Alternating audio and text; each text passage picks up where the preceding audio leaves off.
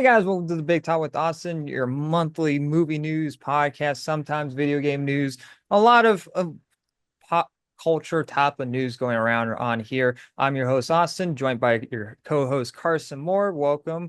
If you guys are listening on Spotify and Apple Podcasts, also welcome. You can also check us out on YouTube over at the review show. We have a lot of interesting things to get into. Some things that actually happened last month too. Sometimes this is always the case where some stuff will carry over into the next month where either I forgot to mention something when we record it, something comes out and we upload it without talking about that. It's just like, well, can't Or it really could go back. just be developing. It could Yeah, be, it's developing over time. It's like a fine wine. It's yeah, aging yeah. well, or aging poorly like Marvel. Just kidding. Okay. Wow. Yeah, we'll get into a little bit of the Marvel stuff later, but we got a lot of interesting stuff to get into. Is there anything else you want to get talk about before we get into our topics here? Try not to Well, make this 2 hours long, but we're going to make it 4 hours long. Just kidding, everybody. yes, Try and go. we're gonna outbeat Zack Snyder at his own game. We're gonna make it longer than all of his movies combined. And it's going to be about the quality of Snow White. Just Yes, kidding. I Bear tr with us. I for his review, I tried to get him to go out and watch Snow White. He didn't do it. So, but we got something. We're gonna give you a good thing to watch, and next a bad thing. We're gonna They that should have changed it to Snow Plight Snow because it Plight, is a plight on my eyes and my uh, entire body to go see that terrible. Snow. What is the joke that is going around about her hair? Farquaad, Snow Farquaad. That's what they should Oh, call. I did not see that, but we also get to talk about a little of that too. So excited to be with you all every month. I look forward to chatting with Austin about all the crazy things that are going on, or really cool things, or Mm, really what in the world is happening. There's a few topics I feel that way about, but yeah. super excited to be here. I was waving earlier. If you're on Apple Podcasts, or if you're listening from Spotify, you didn't see me wave, but I'm virtually waving to you right now. We're super excited to have you and look forward to chatting with Austin about all the cool stuff that we got going. Yeah, So, so we're going to be moving on to our first topic here, a little bit of update on the Oscars. I mean, like we talked about our predictions of the Oscars last month. It only makes sense to talk about who won the Oscars. So this might not really care too much of like any of you guys. We're gonna breeze by through all of these. We'll kind of give our quick little thoughts. We won't spend much time like we did last time on the Oscars, but it's a good thing to talk about who won. Do we think that they should have won, whatnot, and what we I don't remember what our picks were, but I'm pretty sure will come back to us over time. So moving on to the first one is best visual effects. This is the one I remember right off the bat. I wanted Alien Ramos to win this because Alien Ramos had great special effects, practical effects when it came to the xenomorphs and the face huggers.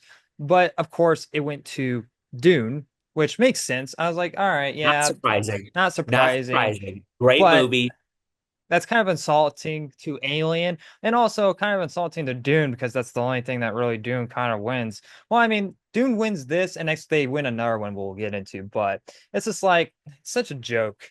The Oscars treating these type of Uh, I don't know if it was as big of a joke as some of the other categories where I was well, like, oh, hey, well, hey. actually, no, I was gonna make a joke about Emilia Perez not winning anything. Oh, it won something that it shouldn't have won, but we'll get into to it. Everybody, Austin was fired up to put this one first. Let me just tell you. Yeah, I was like, this is going first. If you guys haven't Most already, check definitely. out our commentary on, my commentary on Emilia Perez. Was I didn't have a Wait, I good thought time. that was what we were doing tonight. Now I Oh, have to adjust my whole. No, just kidding. well, So yeah, I'm gonna actually put myself again through that film for you guys just to make him watch it. I am sick every day that you want to see that movie. Yeah, So, maybe actually, it's secretly my favorite film of all time. That's why I want to watch it again. I'm oh, the it's so good. Just do a screen unseen, lie to me, and then yeah. make me go to. Just kidding. Really, what I do is knock you out too and bring you back to my place, and next we're ended up watching it while you're tied into a chair. and then I can watch it. It would be a great movie. Said Gosh. no. Yes. It was, Well, except the Oscars, so except those yeah, people. yeah. But we're moving on to best production design, which Wicked won that one, which was not obvious. Well, so I mean, well deserved, I guess. Sure. I thought it was wickedly bad. Just Wicked. kidding. Jokes, everybody. I liked the movie. Puns are funny. I It, don't think it's the best movie ever that people are making out to be, but it's a good film. I think I think what made me fatigued about it was the fact that their marketing was horrible. Oh my gosh, I was like, oh, I don't want to and see. the dresses that that the main leads were wearing. God, they were looking like they were promoting a horror film. Um, I don't think it was definitely very fashionable. It's just it's not my taste. it's I respect everybody who liked it. I just, I don't. well, I will be the normal neutral on everybody. Austin will let you know how he feels. So, I mean, I don't hate anyone that likes this movie, but if you like something like Amelia Perez, I hate you. Um, oh goodness. oh It'll be the roast of Amelia Perez tonight, everybody. yeah. So if you are a huge fan, you probably just want to tune out now, or just keep listening and write Mm. mean comments to Austin. Yeah, how about you do Please do that? that. Because that at least pushes the video either way. I'll take the mean comments. Oh my goodness. Yeah.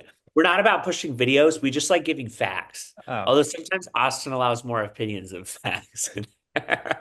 Oh So, no, my opinions are facts. Like there's no other way to go about it. My opinions are facts. well, nowadays, fact is just a matter of opinion, apparently. So four isn't four. Um, just kidding. If you don't believe that, you may want to contact. Although, if you're a mathematical person, you can do a proof to prove why that's true. Very fascinating. I remember doing something similar. I think y2 approaches 2 or is equal to 2. I can't remember. It was in one of my advanced mathematics courses. But anyway, I digress. We can talk about that later. So, can I do the best sound one? Because I was very impressed. Dune Part 2 won. You tell me Um, Amelia Perez didn't win Best Sound? I love hearing their I, terrible songs being sung through my speakers. how is that possible? It would have damaged the speakers before they even played. Which is so no surprise, June 2 won. Yeah. Um, one of the things though that I was curious Did it about, win? and Yeah. maybe people can provide me with some context, is I felt like a lot of the sounds were really similar to the first film. So were they really I don't think it considered applies like how it does with soundtrack with though. music? Yeah, okay. That's what I was curious about. It because I always think of the Star Wars movie where the clone Hmm. troopers like and like blows up, and it's like the same sound that's in like Yeah. every movie. So I was like, well, do they consider that to be reusing it? I'm pretty All sure it I probably know, won Best Sound the first one.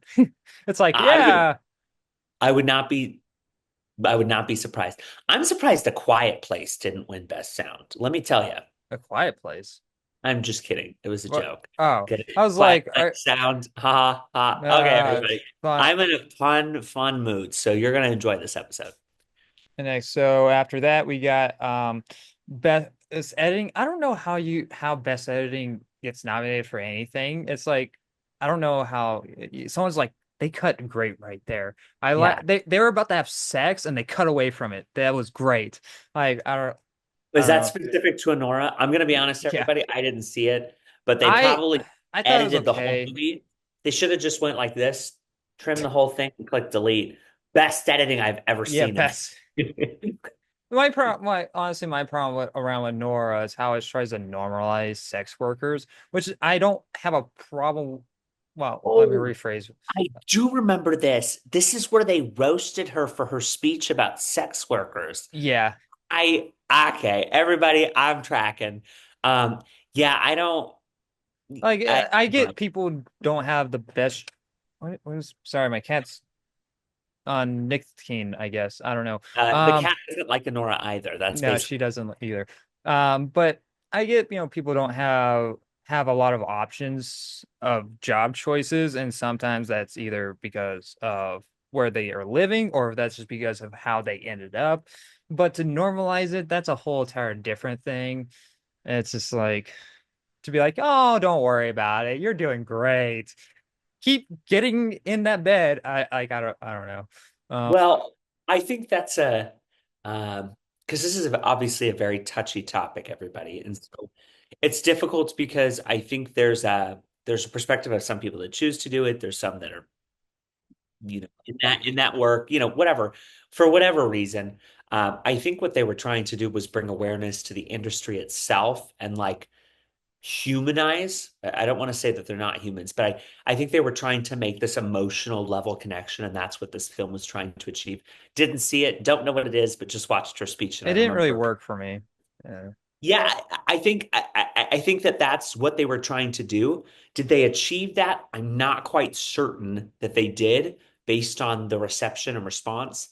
But frequently, how often do we see these movies win where normal everyday people are like, I didn't like that movie. And then, Hollywood's like, this was the greatest movie since sliced bread. So there's definitely a disconnect in what movies people like versus not, etc. And this was no different. I will say, I think she was like 24. So kudos to Yeah, her for winning. she's the youngest woman to ever win an Oscar. Well, sorry, spoilers. Was she?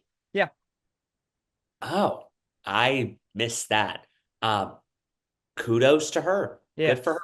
So, moving on to best costume designs, went to Wicked. That's not obvious. I feel like some of these other ones could have gone to either to Conclave or Gladiator 2. I mean, Wicked, don't get me wrong, it was a very beautiful film. But I mean, like, if you're gonna cut, it seems like it's a common thing when it comes to the Oscars where a lot of the same films will win every other category. And Yeah, I so, think when you're going up against something that's whimsical, is a good way to say it, I guess. When you go up to something that has very bright and vivid colors and you do it really well, it it's probably really difficult for another. It's kind of like painting styles. It's very subjective. You could have like a dark film, like The Dark Knight. I'm making something up. And if The Dark Knight went up against Wicked, how would you decide genuinely? And please drop in the comments. I'm curious to hear people's thought process on this. But how do you decide what is considered more visually pleasing or what costumes are better? There, I think that's very in the that's Mickey very much in the Madison realm naked in bed. of I don't do you know. like it? So That's very I'm just pleasing. glad I'm just glad a complete unknown didn't win. Just kidding. I'm Ah, sure I'm kidding. I don't know what that would do. But best makeup and hairstyling, obviously the most important category in the entire. And I'm not just saying that. I think that most people really underutilize makeup and hairstyle. well, I forget what movie it was.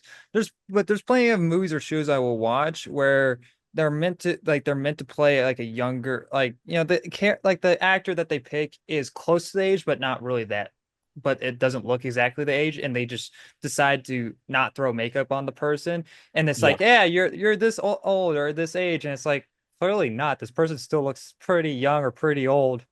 You know what it reminds me of is when Hayden Christensen was in the new Star Wars series and he was Mhm. so old. And I love Well, that that guy. I well, love Hayden Christensen. the de-aging didn't look that great on him. They No. treaded through, And the makeup too was not that great. And yeah, and I'm not which is saying I weird could have done a because they better did the job. Harrison Ford thing very well in Dallas Destiny. I'm just saying. I don't know what they did, but what I will say is I'm not throwing those makeup people under the bus. Yeah, I'm sure. just saying with the amount of money that Disney has, it should probably be better. But based on Well, I everything coming mean, out and all oh, this stuff, Kenobi was made with $90 million. yeah, Yeah, they could have spent $5 on some makeup at yeah. Forget. Okay.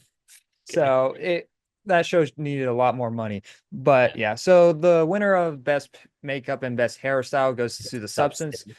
which why am I blanking her name? Margaret Qualley. If we're going to talk about people being snubbed at the Oscars, she was snubbed. She should have had a nomination for best supporting actress. Who? Sorry. Margaret Qualley for The Substance. Oh, I She did was see that. really good in the movie. She was, and Uh, if you're going to have her counterpart being nominated for an Oscar as well, you have to give it to her because the movie doesn't work unless uh, uh without both of them. I think it reminds me of um oh, was it Octavia Spencer and what's her face for The Help? I'm so sorry, everybody. I'm bad with names sometimes. I remember The Help. They both got nominated, and I don't remember if they both won.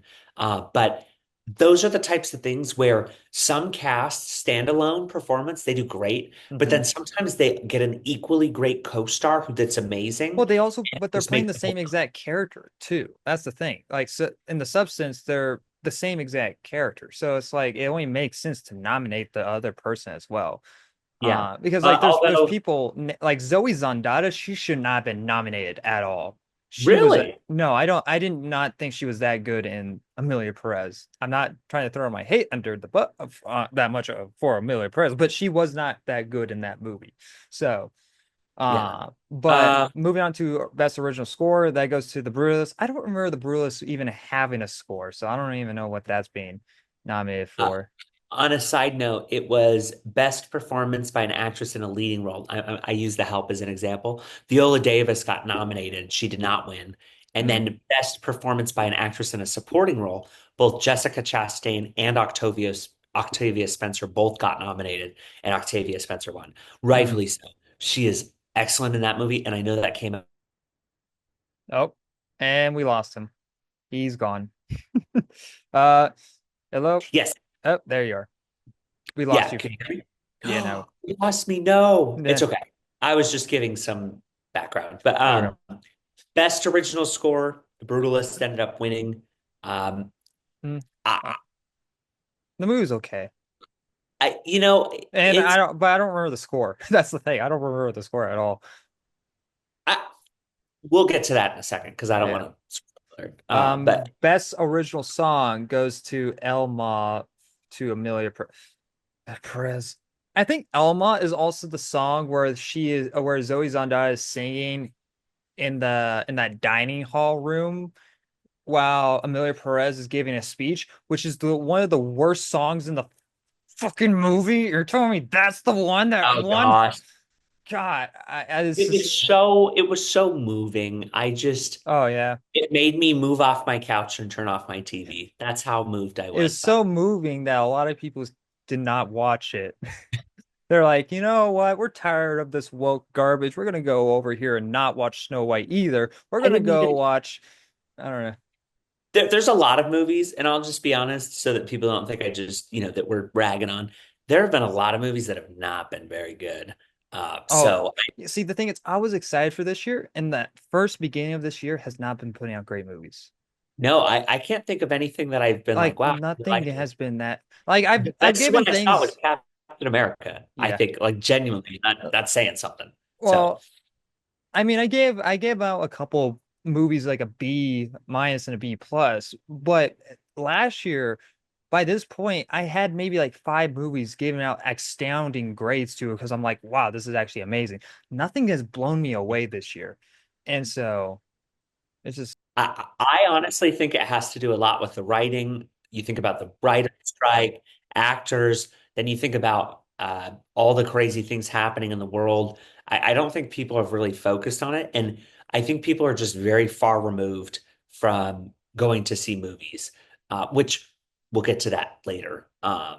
But uh, best documentary feature film, No Other Land won. Gonna be honest, everybody didn't see any of these in this category, so I have nothing to say. I'm sure it's great if you saw it. Drop a reason why we should watch it. Best documentary short was The Only Girl in the Orchestra. There was probably only the only girl in the theater because I don't think anybody else would have seen it. yeah, I'm sorry, everybody. I'm on a tear right now. I'm sure it was great. yeah, I don't know. Here's the thing. I have not personally watched these, but I'm sure they're excellent. And rightfully so, these people deserve their flowers for being nominated because I'm sure Hmm. there's tons of shorts and documentary shorts that get it. So if you hear something or see something where you're like, Carson, you're wrong or you're dumb, you need to watch this, call me out. Call Austin out though first because he Oh, deserves it. yeah. Uh, It's not, it won't be the first time, it won't be the last. Um, oh, dude, a you hundred must, percent. I've sent you plenty of screenshots of comments that I get that I find funny. I everybody, Austin loves going and poking the I he like likes poking the bear. It's yeah, funny. he really does.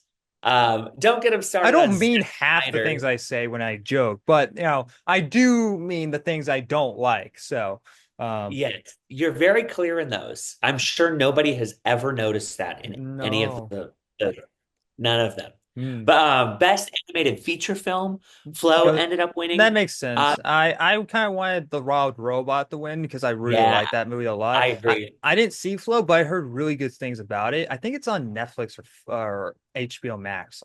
Um, I This was need to. actually the one category where I thought all of them were pretty good. Mhm. So this one I could have just like closed my eyes and threw a dart at it, and I would have been content. And I didn't see Wallace though. oh, Wallace Wallace and Gromit was great. was it It was excellent. I for a like. Netflix movie for once? It's actually great. I just like Wallace and Gromit Mm. from the original, and this one was really good I too. didn't see Very Snail. entertaining. What was that? The Oh, I Mer. don't even know what Memoir of a Snail is, but sure it was great.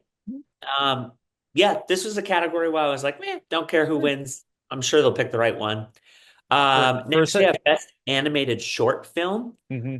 In the Shadow of the Cypress. Didn't see it. No idea. Yeah. Sure, it's great. Let us know if it was good, everybody. Best Um, live action short film. The Wrong Robot won this. I mean, just kidding. The Wrong Robot won this the evening. not a robot. I'm not a Yeah. robot. Yes. It probably has to deal with a robot having feelings and the. Well, here's the thing. I think this should have been about Brie Larson's acting career. I am not a robot because she is very robotic. They should have I will nominated help you. Beep boop. they should have nominated the court case Netflix series that of the Johnny Depp and Amber Heard Uh, trial. no, that one's called I Didn't Poop in Your Bed, not Oh, I'm Not a Robot. So dang it. wrong one. I Wrong. didn't. So, I did not poop. I did not. What is that from? Oh, I did not hit her. That's from the room. Um, I was like, what? I'm very sad the best live action short film was not A Man Who Could Not Remain Silent. I don't know how I didn't win. Just kidding. oh, Um, no, everybody, these are some of these categories. I was like, I didn't watch this unless I read astounding comments of, hey, you should watch this because it was really good. mm, Best original screenplay. goes to Honora. Honora. Uh, Yeah, I I yeah, call the I movie guess. Ignora because I don't care about I it. call it a Nor. At I, least mine's a pun. I'm oh, just kidding. well, take out the A and put IG, Yeah, ignore. ignore it. I'm gonna Uh, ignore it and not ever watch it. So I think either the substance or September 5th should have won that. yeah, I agree. The substance I thought was the best. I thought it was the one that had the most substance. Yeah. Um, Did you see September 5th by any chance? I Five? didn't. It's So really good. It's a I really was gonna good. watch it on September 5th this year. Oh So God.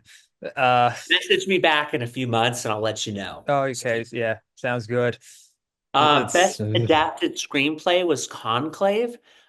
This one was actually interesting. There were a lot of jokes about this in in like the actual monologue. But then in Conclave got its flowers with a round of applause.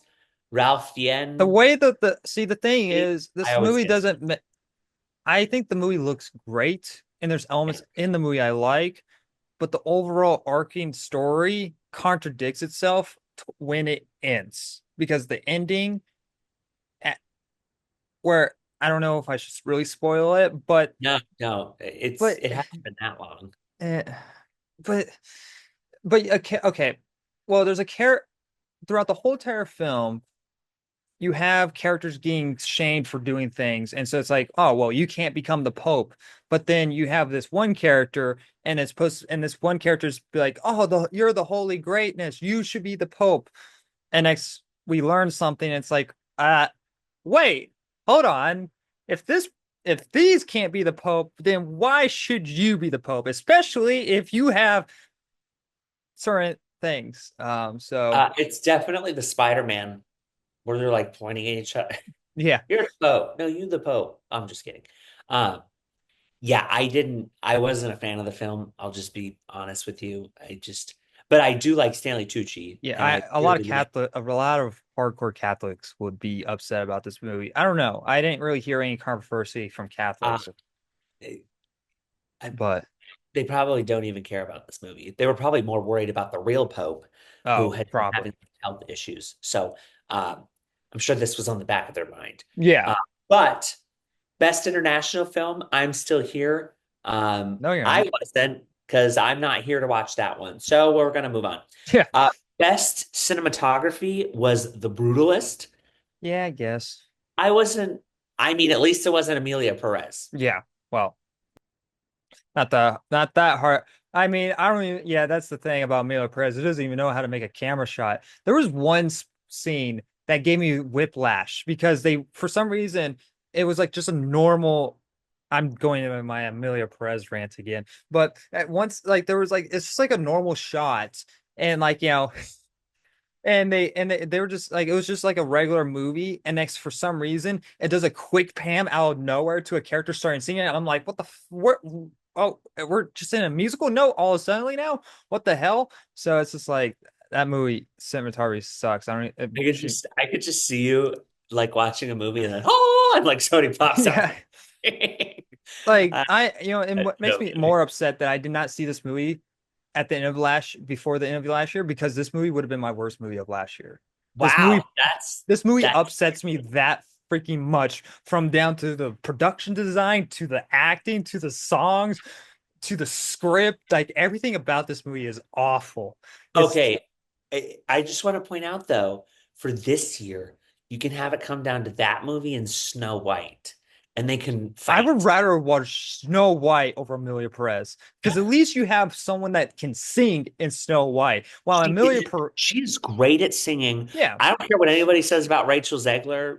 She actually can sing really well. she's And just terrible at PR stunts. That's all. oh, yes, her and I'm just gonna say it. Her and President Trump are perfect. They could have like a tweet battle to Yeah. see who can be more unlikable.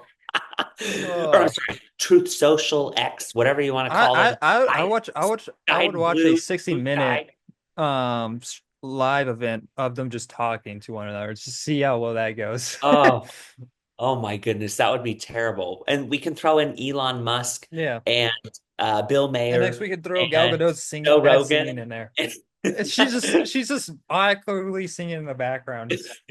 She's terrible at singing. I'm sorry. Gal Yeah, Gadot is a I'll very give good Amelia actor. Perez this one positive thing. I would rather listen to their songs or the Gal Gadot singing.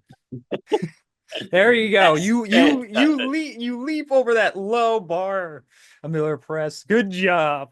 I Uh, think I think Gal Gadot's bar is in the ground, and you could just yeah, walk over. she's an ostrich. Her ostrich head is in the ground. Is is that what ostriches do? They put their heads in the ground, or am I thinking of a different animal? I have no idea. I know Oh, flamingos. it's flamingos. That's not Is it ostriches. flamingos? I don't know if it's one of them. It's one of the birds that can't fly that are have big necks. It's Great. yeah. Well, definitely not a penguin. Oh So yeah. at least we should cross that off the list. Yeah. Best director, Honora. Nora. I Mm. mean, at this point, best actress in a supporting role, Zoe Saldana from Amelia Perez. I was watching, I like kind of was briefly watching this, and I was like, Austin somewhere is burning down a building in flames. Without that. Who was that she won? I was a little, Hmm. I'm gonna be completely honest. I was a little sad Ariana Grande didn't win, not because I'm a huge fan, but because she genuinely did a pretty great job. Yeah, Um, I would prefer to so, have her win over Zoe Zandada. really, I wouldn't have guessed. Best actor in a supporting role, Kieran Culkin. Culkin, I excuse me. I didn't see a real pain. I don't know much about it. I heard it was really good. Now, here's the interesting thing. I thought he had the best speech of the night. So if you didn't get a chance to go Mm. watch his speech, go watch it. He basically said after he won his Golden Globe, he told his wife, "You owe me another kid if I win an Oscar." Oh, I And he did hear that. Yeah. hilarious. Kudos. That guy has a ton of like actual, he has a presence that you Hmm. just like about him. And I found myself rooting for him just to be like, go you, bro. Hmm. Um, I will say I was surprised Edward Norton potentially didn't win as well. Yeah. Um, I know Edward Norton has gotten a lot of flack, For what? years past. I heard he's really difficult to work with. I Who don't remember isn't? who that Who was. isn't difficult to work with in Hollywood? Like, I would if you don't imagine agree to the same politics, you're difficult to work with. Like, I would imagine Adam Sandler's easy. That dude seems like he just wears sports shorts well, and I don't think that dude gets out of bed much. my favorite is how he just shows up to things. Best actress in a leading role was Mickey Madison with Yeah, North. she deserves it for the Uh, performance. I would have given Demi Moore the Yeah. substance. Sorry, there's something about Demi Moore. She worked her Well, butt. the Like thing she is was about the dying to do it. substance. It's a movie about how the older a woman gets, the more Hollywood mistreats you because you're not as pretty as you used to be. And next you don't get appreciated as much as as something similar to you, or someone that's doing almost the same thing that you Yeah. did. And She next, kind of just proved the point yeah, and this of, movie and that movie proves the point that she didn't win something that and she I don't know Demi Moore. Obviously, we're not best friends, she's pretty attractive for her but age. but based upon her demeanor and what I've heard about her, and I believe her ex-husband, right, Bruce Willis, Oh, and really? like how she's been like a support. Hmm. She just seems like a stand-up person. So, Demi, I don't think you'll ever watch this, but even though you Leave a didn't win, comment. you are still a winner. Yeah. So, Just come back for Top Gun 3. Just take that money. yes, Yeah. I want her to come back for Top Gun 3. You know Yeah. what? I'm Put her gonna in a write that jet. right now. I'm gonna put that on my to-do list. Yeah. Put her in a jet. Make her the next Maverick. Yeah. Yeah. So, go. Oh, Bruce Willis celebrated his 70th birthday with Demi Moore. Yeah. She's great. Does he Kudos even to know that her. it's his birthday? Sorry, that's No, I don't know, but kudos to her. She's awesome. Like, seriously, I, she seems great. that sounds awful to say. I didn't mean it to come out that way, but I was just, that's a general I question. genuinely don't know. I think they've been pretty closed off about it, but whether he did or didn't, the whole point is that at least he's surrounded by people that obviously care for him, and Yeah. that's first and foremost important.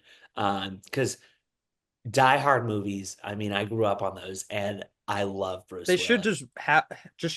just show him Die Hard. Maybe that will jog his memory. I've actually read that in some cases they'll use like really things close to mind. I don't know what that looks like, but I would imagine Demi Moore is one of those people that, if anything, he may potentially recognize just because of, the impact that she's had. Being around her so Yeah, much over the years. Yeah, that makes sense. yeah. I've seen it Um, with like, some of my family members who've suffered similarly, uh, where they won't recognize, and then it's like, their child, or they'll pick up a specific object, and there's like a neural pathway that they start to remember. So, mm. uh, kudos, like I said, to Demi, praying for Bruce. I just hope that, they At continue to least enjoy. he doesn't have to act in bad movies anymore. Let's just give him.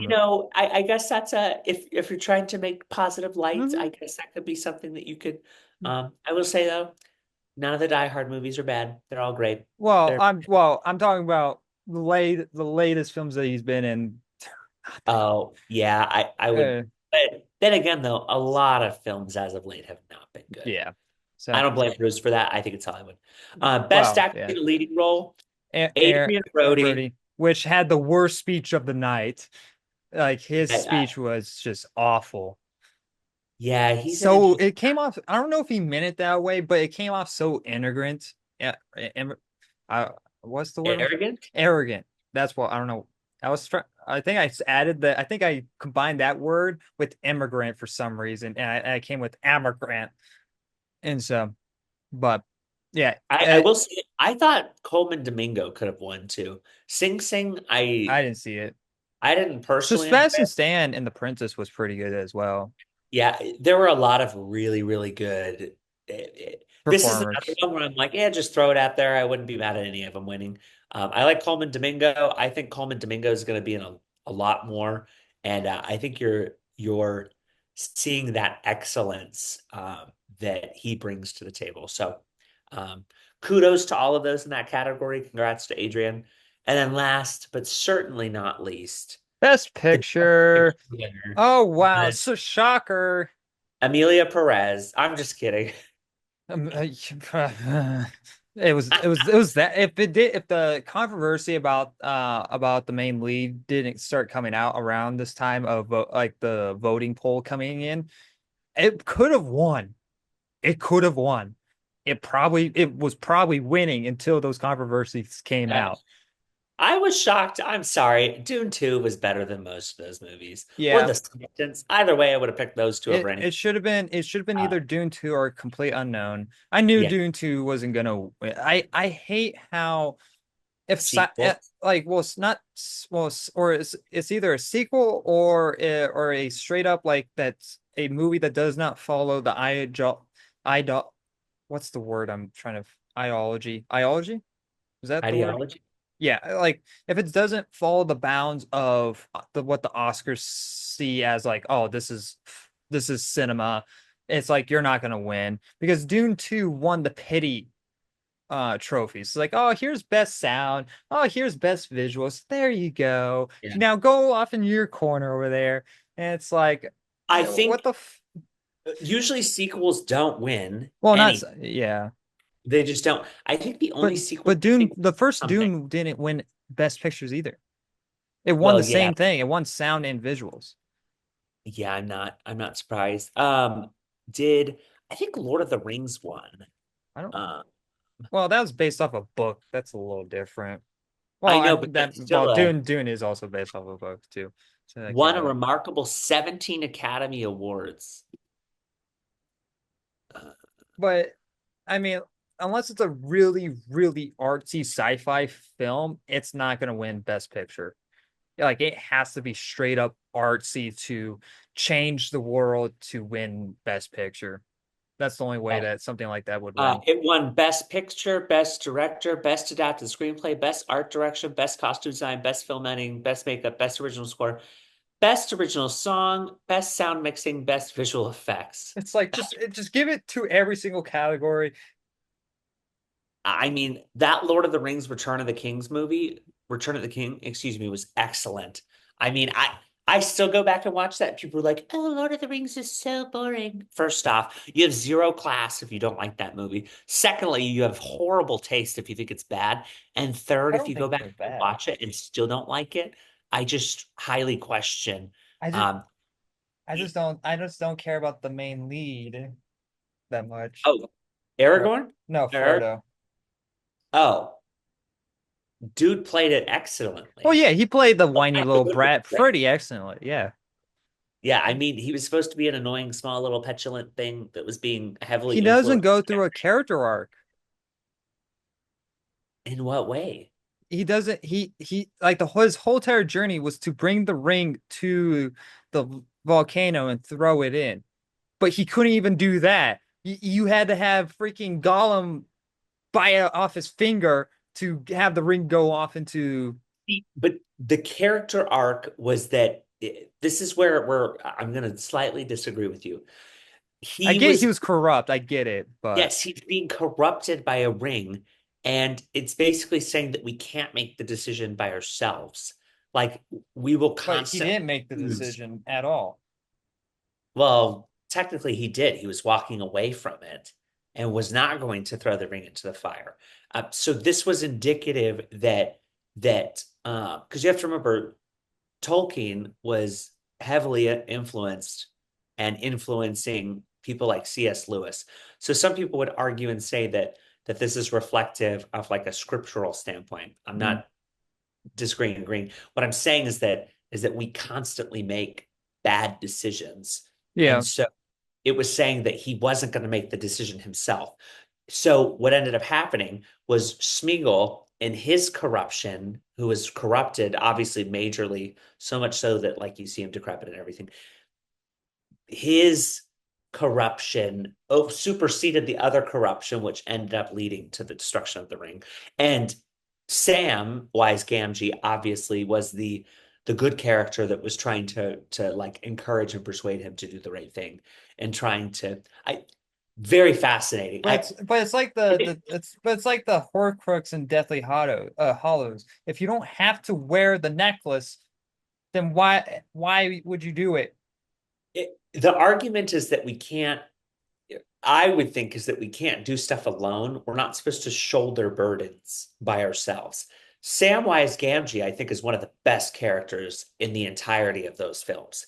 Um, I think one, acting wise, he's great. Two, relatable character. And three, you get to kind of see how this balance between the corruption versus the non-corrupt versus and like sharing. So Yeah. I liked it. I get where I you don't like I don't hate the Lord of the Rings. Like I don't think they're awful in any way. they're amazing. Um Awesome. They hold up so I well ever. I don't think I would I it's been a bit since I've watched them too, but I would not hardcore watch them like most people would. I watch them once a year, everybody, because they're that good. I Mm. mean, okay, Honora. Oh, I would watch Lord of the Rings over Nora. All right. That's not Yeah, that's that's I not a would watch hard them. that's not a hard debate. Well, apparently it is for some people. Yeah. Just kidding. But awesome. Well, But yeah, that that was was sort of, did oh, go that take ahead. like 30 minutes? It Did probably that did. did that really take 30 minutes when we said we weren't going to take that long? I just want to point out though, those were very important to go over. Yeah. I will do the exit because I'm excited about this. Okay.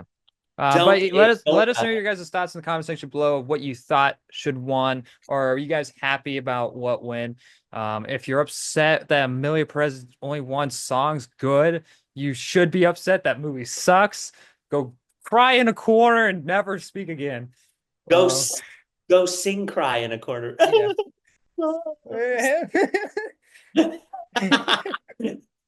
Just Movie kidding. Uh, garbage. you know, It's a reason why it's on Netflix. It belongs there, and it's gonna be forgotten in the algorithm. In 20 years, someone's gonna be scrolling through Netflix and be like, Amelia Perez, what came out in 2024? I heard that was a great year for film. Watch it and be like, oh, that sucks. yeah. It's yeah. Hmm. Uh, no, but yeah, drop a comment. Let us know what you think. If you liked my jokes, great. I take 20s. Just kidding. If you didn't like them, my We name's take off. tips in the comments. So, But can I introduce the next one? Because this one's yeah, fast. go for it. You can break this whole entire All thing right. down. So this is a little bit more difficult of a topic to talk about. One, it's very fascinating. Two, I think the CEO is a weirdo. Just kidding, not really. But I just think he's kind of crazy how they're tackling it. Not really a big fan. Kind Yeah. of understand it, but so Warner Brothers' new structure will provide opportunity to go on the offense or defense. Talk about corporate mumbo jumbo. Amid Yeah. linear upheaval, David Zaslav says. So the chief executive also said the media giant is changing how it programs its cable channels, including looking at bringing HBO content to TNT and TBS. Well, first off, tons of things happening here. When you want to bring HBO content to TNT and TBS, why? I just don't understand. Like, you're undermining your own streaming service by bringing them to TNT. Well, here's the thing about streaming. They don't make money from them. They really don't.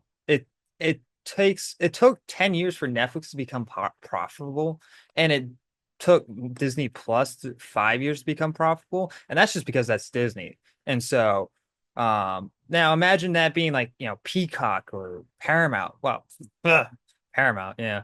Um Well, here's the thing. Everybody didn't need to make a streaming platform. well, that's why everyone's becoming bundles now. Yeah, it's so stupid. What they should have done is license their stuff to the highest bidder. That, Oh, we'll license with Netflix. Now, I'm not a lead that's cable. person. That's cable. What? That's what I'm What saying. was that word?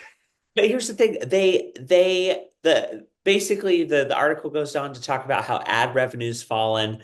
They basically have taken, I And think if it's you want to well, read like the quote that they put out oh in the yeah, second paragraph. saw a profit decline to 1.13% to 1.92 billion. One way Warner Brothers is looking to defend its linear business is by making changes to the way it programs its 29 cable channels to create more shareholder and economic value. First off, why is there 29 cable channels? Maybe start cutting. I, these are, I'm not an executive in this, but I'm just thinking like, okay, we have 29 cable channels. Which ones don't get views? And then let's go from there. Yeah. Because how frequently, and I'm not blaming this on Warner Bros. Or Disney or Well, anybody we in, gotta also gotta counterpoint the previous owners, which was AT. I always want to say the things from Star Wars, AT-ATs. But what's the AT&T. yeah, is that the company's called that previously owned Warner Uh, Bros? I'm gonna be honest, I don't remember. It probably It that was like it sounds was like a phone streaming company, or it was like a AT and T, or I forget yeah, the it's AT&T, I believe. I yeah, so they they split own the Warner stock, did a Bros. whole thing. It was a whole thing about the dividends. They did it as a way to kind of shield stock, whatever. Yeah. Um, the overarching thing is that when you make crappy content nobody wants to watch, you Yeah, probably take some lose. tips, Paramount Plus.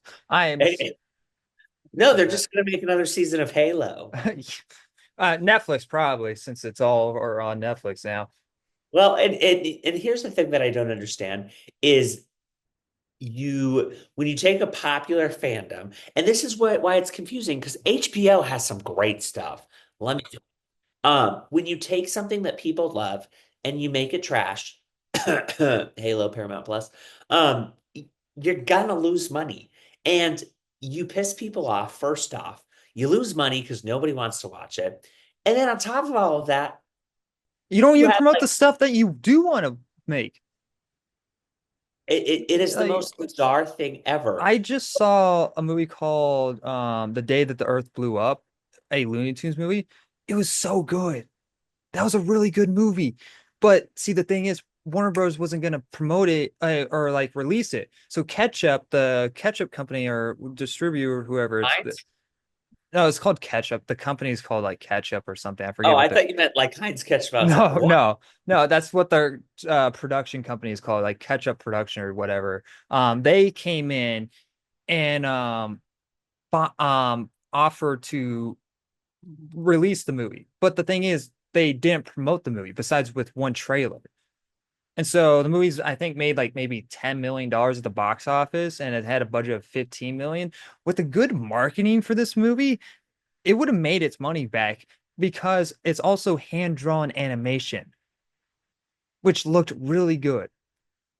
I I if Warner Bros. Doesn't want to be part of the Looney Tunes stuff, which we'll get into a little bit more later in the next topic, then sell it off. Sell off the Looney Tunes. I get it won't I get people will be upset and it won't be part of the home where it the home studio where it was created. But if you're not using it, you're just burning money at this point, keeping the license, Well, that's why they do. I'm trying to think. Lord of the Rings. That's why they did the Lord of the Rings film. Remember, was to just keep the license up to date. which wasn't a very good movie. And here's the thing. Yeah, it was Warriors of Rohirrim or whatever. Yeah. It's interesting that we talk about this and we go,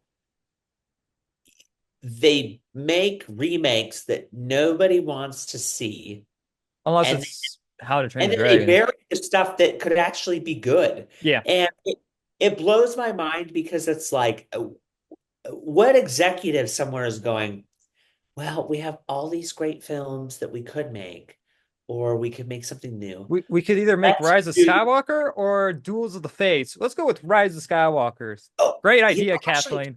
you know what's better? Let's make a live action movie of Wall-E and Oh have real God. fat people sit in floating chairs. Like, you No, see got the thing is to. see the thing is you can't discriminate now. So you won't be able to have fat people in chairs. So then you'll be missing the whole point of the story of what Wally means. So you're gonna have actual really skinny people because it's okay to shame skinny people but not fat people. Well, So first off, that wouldn't even make sense to the treating of the film that's that, my point. Well, I mean, like that if you're commercialism. not gonna hire real dwarves to play dwarves, you're gonna make Oh, CGI dwarves out that of is it. that is still. what we have seen is when people band together and bully these companies, they change, i.e., Sonic the Hedgehog, Yeah. um, that. Well, Um, Disney did the complete opposite of Sonic the Hedgehog. They decided to just still not hire a dwarf person to play the fucking dwarf character, but whatever. yeah. The other one that's really funny is I feel like they did that to Minecraft a little bit. Like they're very interesting. They should. My, I'm sorry. I'm laughing at everybody. My all-time favorite is when they jinxed, was it Sony to re-release that movie again, and nobody Oh, went. Morbius. Yeah.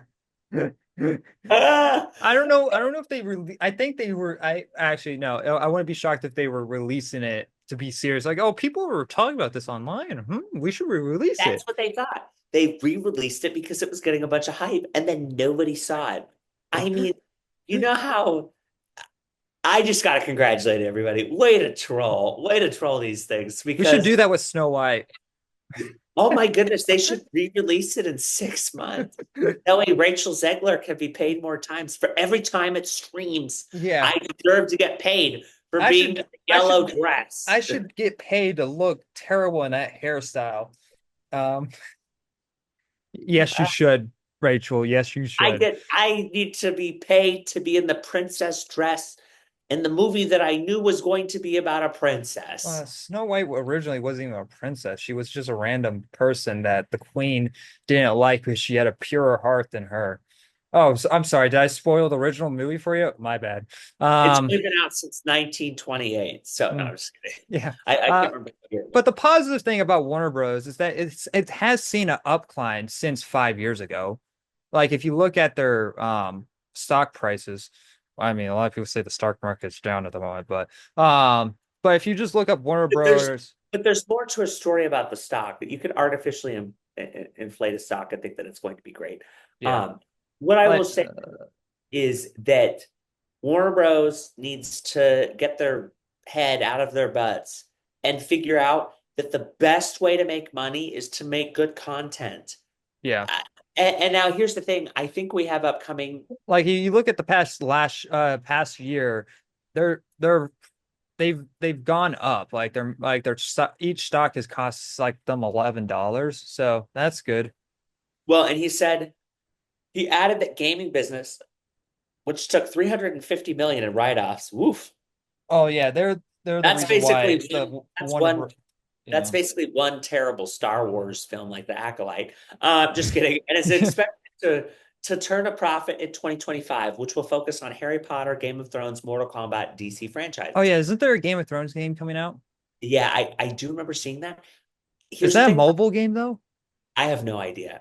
All I know is that if you're going to take a beloved franchise, you better not mess it up. Otherwise, Yeah. that could be detrimental. So focus up, Warner Bros. CEO. I will call you Yeah. or leave a comment and I will Yeah. respond to you.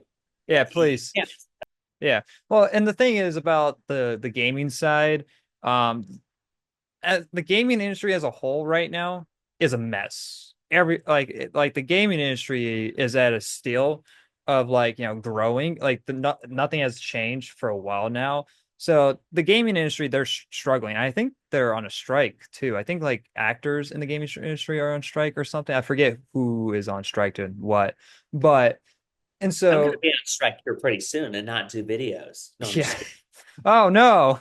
Oh, I guess I'll just have to find someone to replace you. Well, I, I'm getting paid, everybody. I don't get paid for every stream. I'm going to pound my fist. yeah. Oh my God. Sorry, If just it kidding. Sorry, Rachel. Just fun to make laughs at your expense. So, yeah, it's okay to be made fun of. I make fun of my sex life. I don't have one. Um my goodness. Wow, that was a, we did not talk about this, everybody, ahead of time. So, I just like making fun of myself and other people. If you yeah. can't laugh about See yourself, that yeah, that's, if you can't make fun of yourself, there's something wrong with you in general. Um yeah, or you just may not be funny. So, there's you nothing might to, just be not a fun person to be around. I don't know. Maybe think about that's that. why I thought about this. I thought about taking together all the people that people don't like and putting them in one movie. How funny would that be? But you can put a Amber Heard, Bryce. No, sorry, I was about to say Bryce Dallas Howard. I like Bryce Dallas Howard. No, put why am I blanking on it? Brie Larson. You can put Rachel Zegler. Um, Amber Heard, Rachel Zegler, Brie yeah, Larson. I'm trying to think You could of. put, It makes me sound sexist when I'm naming off just women, but my point being, uh, um, ooh, Ryan Reynolds and his wife as of right now. oh well. See, the thing is, Probably a I millionaire. like Ryan Reynolds' performance. I don't know much about him as a person, but yeah, you could throw his wife in there. Yeah, do Uh, that. and then you could just have like, and here's the thing, that would be such a great movie. I would totally see it Yeah, just you can call it the Karens. that would be great. Yeah, Everybody, I am going and to 90 write minutes of the film is this. them just yelling at a poor young manager just trying to Oh, do their job. we could put Kanye West in there too, just to spice it up. Yeah. That would bring in the people to people in the seats is just Kanye West. But yeah, He's weird. He's a wackadoodle. No offense, Kanye, praying for your mental health. But like, wow, yeah. that would be a movie. What a great movie. We could put in Dakota Johnson from Madam Web. Hey, I don't know much about her as a person, but that movie's not her fault. I did find I it don't. funny that I found it funny that she left her higher agency, after that movie came out. Kudos to her. Yeah, She actually is smart. yeah.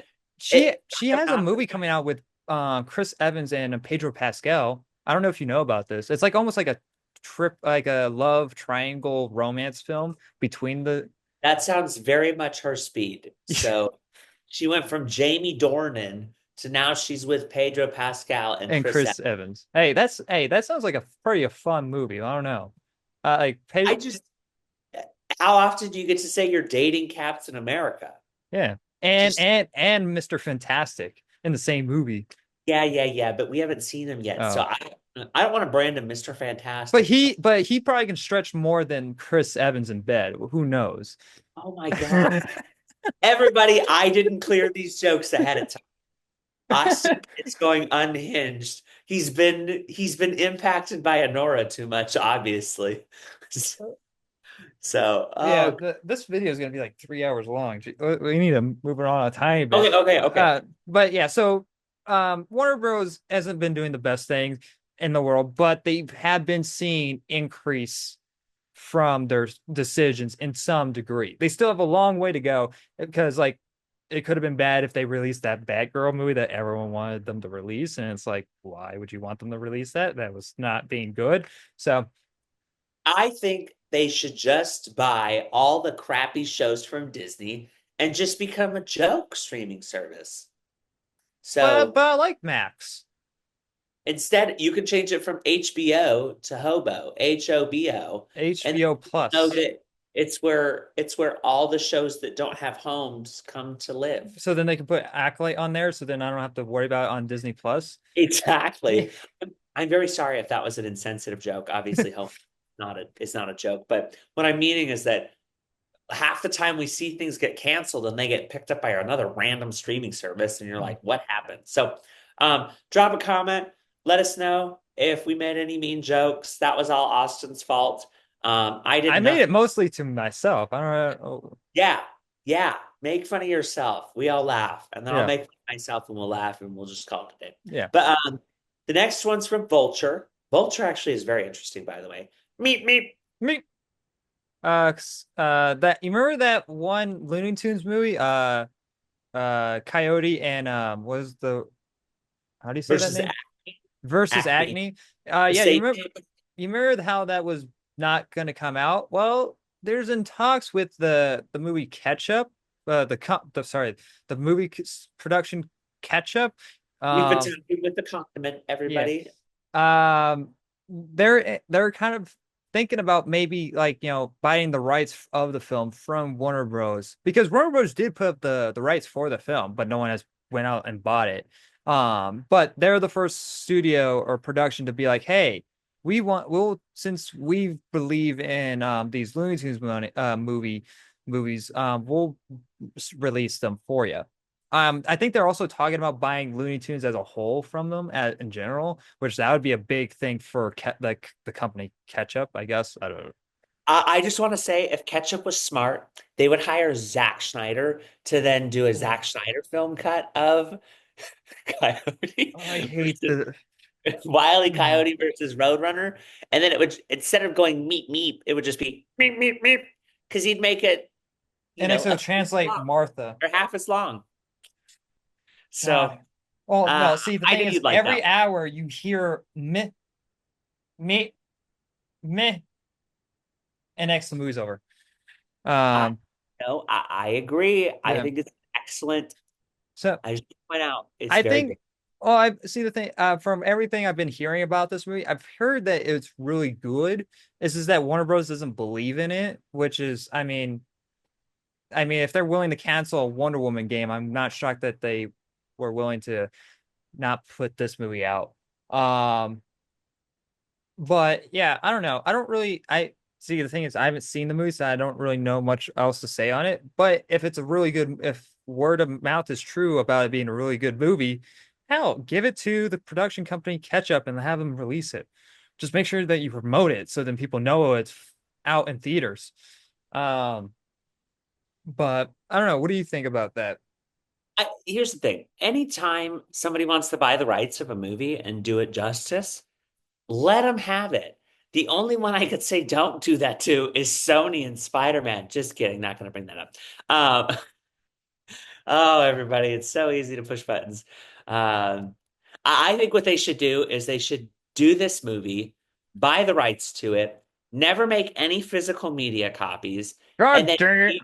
keep, and then keep producing. It never gets old. I love watching the coyote fall off cliffs or get smashed by safes. It just doesn't.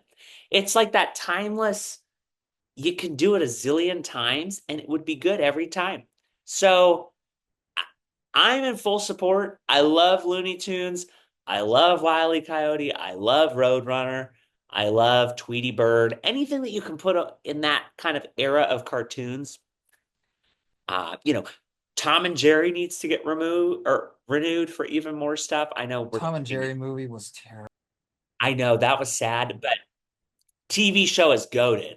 I will live by that. And who doesn't love Tom and Jerry, beating each other up? I mean, it's fantastic. Yeah. So, uh, Well, let us know your guys' thoughts in the comment section below about this. Would you like to watch this movie? I'm very curious to see it.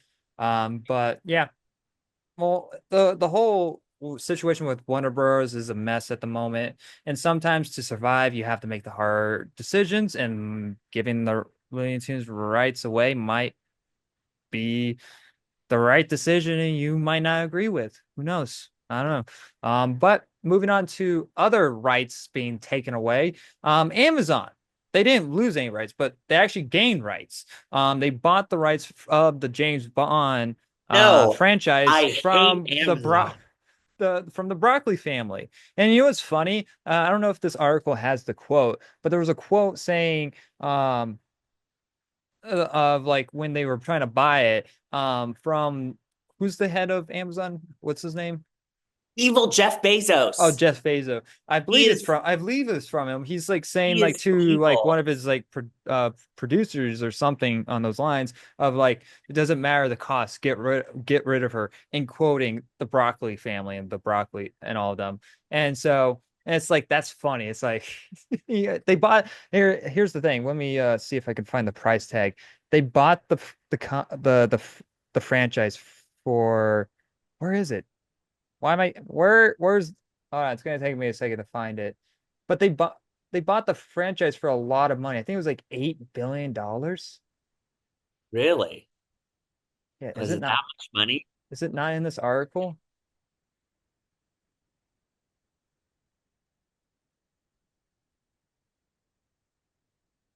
Hmm, might not be quoted in this article. Hold on. How much was the Bond the Bond rights for? It's got to be a good amount of money, right? Amazon reportedly paid approximately $1 billion for the creative control of the company franchise, in addition to the $8.5 billion in pay to acquire MGM. So that's how much it really technically costs, and you include the $1 billion that they just bought for the creative control. They technically paid $9.5 billion for the James Bond rights. That's insane. Like, holy crap. Just for one guy. For and and now I'm sorry, I don't know if that's really You're worth right in it. the story franchise. Well, yeah. But the thing is, these James Bond movies don't make that much money. Was it Skyfall the only one that made $1 billion? Was it Uh, was it Skyfall or No Time to Die? I was looking, it would make more sense to be No Time to Die, just because it's later on. Mhm. James But Bond. wasn't that the least likable one? It was Skyfall. Yeah. Skyfall is the one that made $1 billion. So No Time to Die made less than that one. It made $774 million at the box office. That's still pretty good. I Yeah. mean, Spectre, 879, Casino Royale, 600, 600. I mean, but here's the thing. They bought franchising. They could make a zillion James Bond things now. So, Yeah. Well, this is the thing that we were talking about. I think it was last month. About like what they could do with the franchise. I'm honestly kind of sick and tired of them rebooting every 20 years. I think it would be cool if we do a James Bond universe, so then we don't have to worry about recut. Because like another thing that people were worried about is um that they wanted to recast the James Bond character into a female. Now you don't have to do that. Now you can make some form of female character in that yeah, universe. Jamie Bond. Yeah, Just call her Jamie Bond. just a sister of James Bond. You, I don't know, do whatever with it.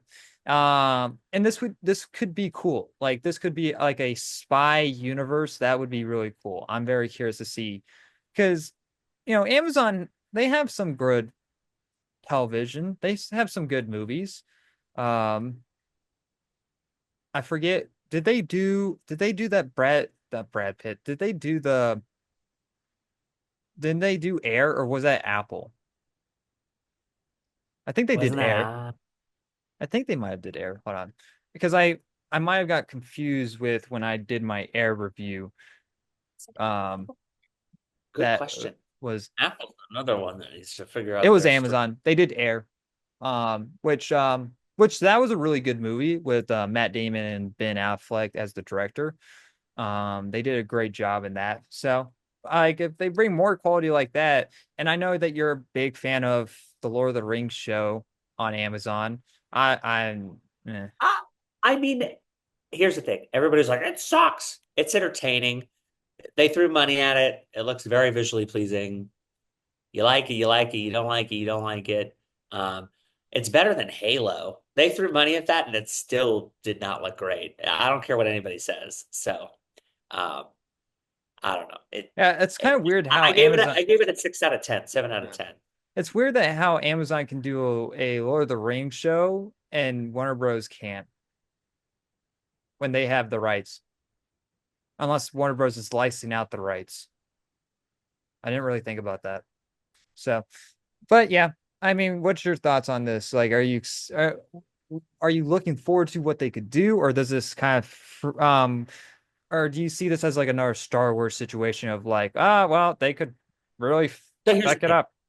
You you're trusting them to do it well. Yeah, Now, here's the good thing.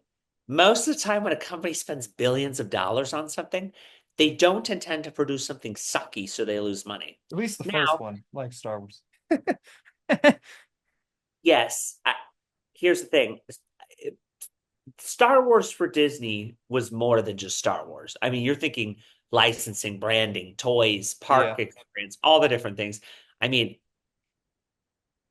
we got, Star Wars Land and Disneyland as a result of they that. didn't Pretty cool. they Am didn't I? do anything with that land.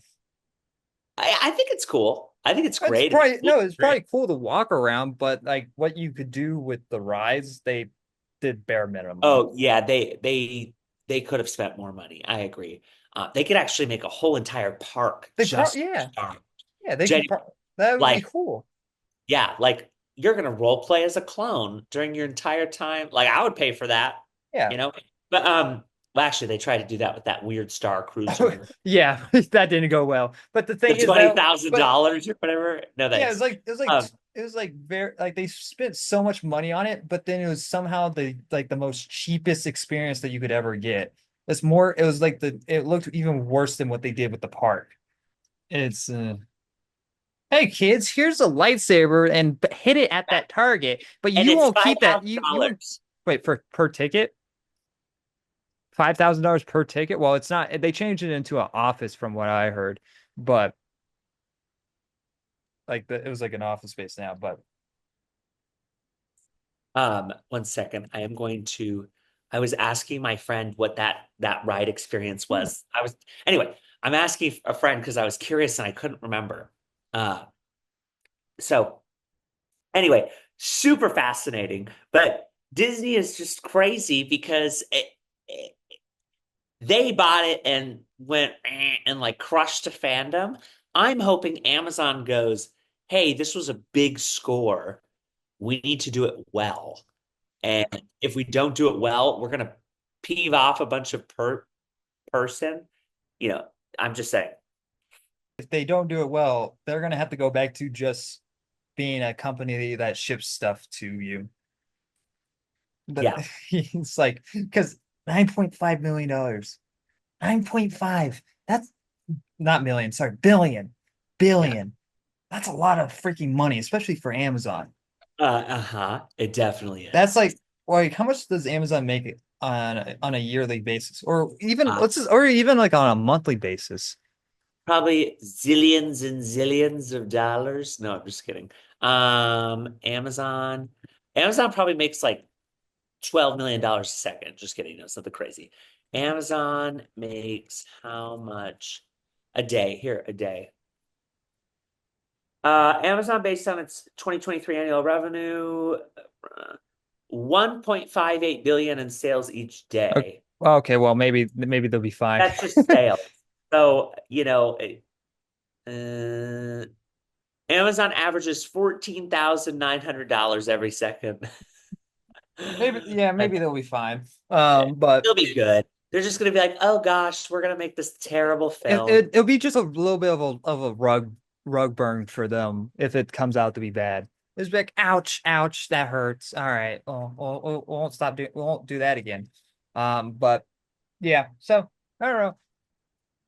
So, That's kind of my thoughts on that whole entire situation, which I think, I think this is a good move. I think it's time for a change with the franchise.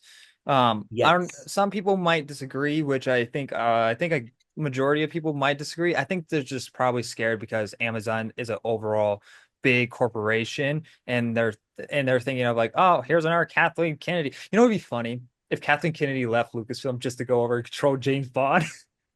Oh gosh, no. Please no. I'm hoping she goes over and I hope does. she watched this video and be like, yes, I'm gonna do that. Uh, yeah, you're probably right. I'm gonna be in charge of our MGM.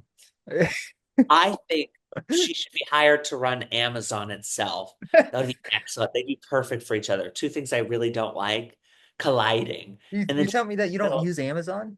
and then no. Oh gosh, Oh. no. And then they could hire Rachel Zegler to be their marketing person. Yeah, they she can be Dream the next company. she Woo! can be the next Bond. She can be female Oh, 007. that would be a massive. They should announce that on April Fool's Day. Rachel Zegler to be next. I'm Jamie Bond. yeah, you know it'd be funny if studios lean into April Fool's Day a little bit more of like announcing things. That would be funny. Um, but yeah, so let us know you guys' thoughts in the comment section below. Do you think Rachel Zegler should be the next Bond? Let us know. Moving on to more rights. more just a lot of rights talks going on. But this one I'm actually really this is one that hits me in the heart. This It's this is in this the one heart. this one gets me.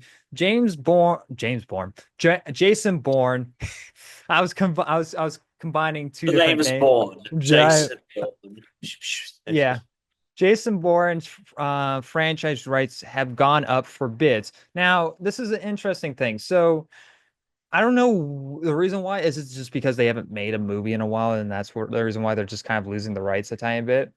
Maybe that's probably why to it. But so here's the key. I want to talk about get off my it's a Apple TV ad popped up. Seth Rogen, the studio. I heard good things about it, but get off. I I'm didn't trying. even know he was working with Apple. What is happening? Yeah. Everybody, that's a new topic. No, just kidding. Yes. So, but Jason Bourne cinematic spy series has ranked up 1.64 billion global box office, which is pretty good. But I want to talk about the key players of who are up for bids for is it why is it not God dang it, I linked the wrong article. It's just talking Why did about you link the wrong I article? linked the wrong article. Give me a second. Um, You're fired. I'm You're fired. Uh, Kathleen. Goodbye. I'm just kidding. I want to talk about the key players because the key players is is really important Can about I, who's trying to bid for it. while you're pulling up the key players, can Yeah, what do I you think about I drop my this? off? I wouldn't sell it. I would just let it die. What? Why would you? Okay, first off, nobody is going to be Yeah. nearly as Matt. Yeah. Well, it's funny. He got a lot of hate originally when he was cast to be Jason Bourne. Yeah, those are probably the same people that think Nora and Amelia Perez are Those are probably the same people that think that Rachel Zegler is Snow White. Okay, I got the rights pulled up. I got who the players are. So the players and report of for the bid um is Skydance, Apple, and this is not this is someone I don't want to be get the rights at all. Netflix. Netflix is in yeah. See the thing, I wouldn't mind if and Universal, I believe, is also it's still Universal still can get the rights back as well. So there's that opportunity as well for Universal. I wouldn't mind it going to Skydance or Apple, but I would like it to not go to Netflix at all because one, Netflix would do just a terrible job with the franchise. Second, they would not put it in theaters. They would not make they if they made a movie, they would just release it straight to Netflix and wouldn't put it on and they wouldn't put it in theaters. Jason Bourne deserves to be on the big screen, and so that's one of the reasons why Netflix shouldn't have it. But Apple Skydance should be a great one. I don't know. What do you think about that? I wouldn't mind that. I think that, but here's the thing. I am not excited. I want it to die. So whoever buys it, I'm just gonna be like, because I just have a Just put it feeling, in the back lot. yeah, yeah, maybe just make a theme park, right? How let Disney buy it and they'll let them make it a theme park and just call it a day. It would be the most PG spy ride ever. You wouldn't be able to say they wouldn't be able to say the classic line of Jesus Christ, it's Jason Bourne. Oh, That's the reason why it's PG-13 is just because of that line alone. I would, yes, yes, that's very true. Yeah. Um, you could do like Disney ride where you're looking through the things and you have to spot Jason Bourne and then he shoots you. Just kidding. Just Um, like what's that one book series? oh, remember they tried to reboot Jason Bourne, or well, with the Treadstone with Jeremy Renner. That was Well, that interesting. wasn't a reboot. That was just a side story in the same Sorry. unit. Yes, but they were trying to bring back the universe with Yeah. and Which it I just don't think that's a terrible movie, but it wasn't very good. no, which is And sad because I love Hawkeye yeah, and he plays that those characters well. that's I what I just thought they would eventually do is that they would do a movie with Matt Damon and Jeremy Renner in the same one. Like I thought eventually they would do that. Because that's the reason why he wasn't in Mission Impossible 7 or Mission Impossible Fallout is because of that movie, which I feel bad for Jeremy Renner because that movie's not very good. He should have just done Fallout instead.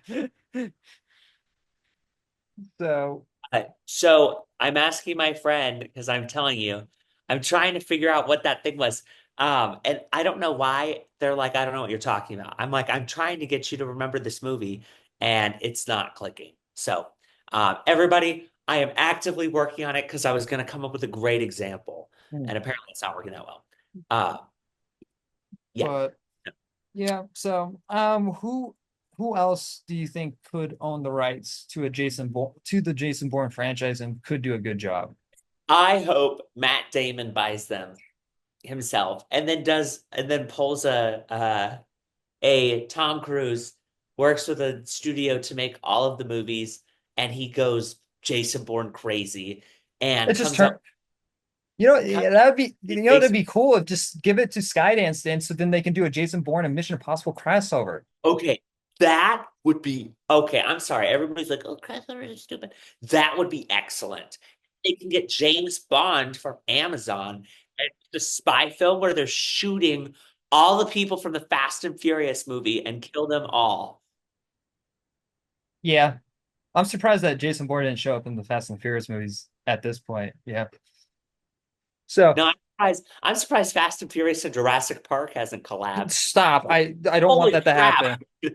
There's dinosaurs. Now we're in space. Ahoo. And then Yeah. there'll be Mars in the background, and it'll be Elon Musk and a freaking.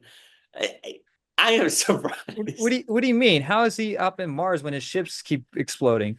Um, Yeah, well, when they say three, two, one, blast off, they forgot the see blast. they blast, but they didn't go off.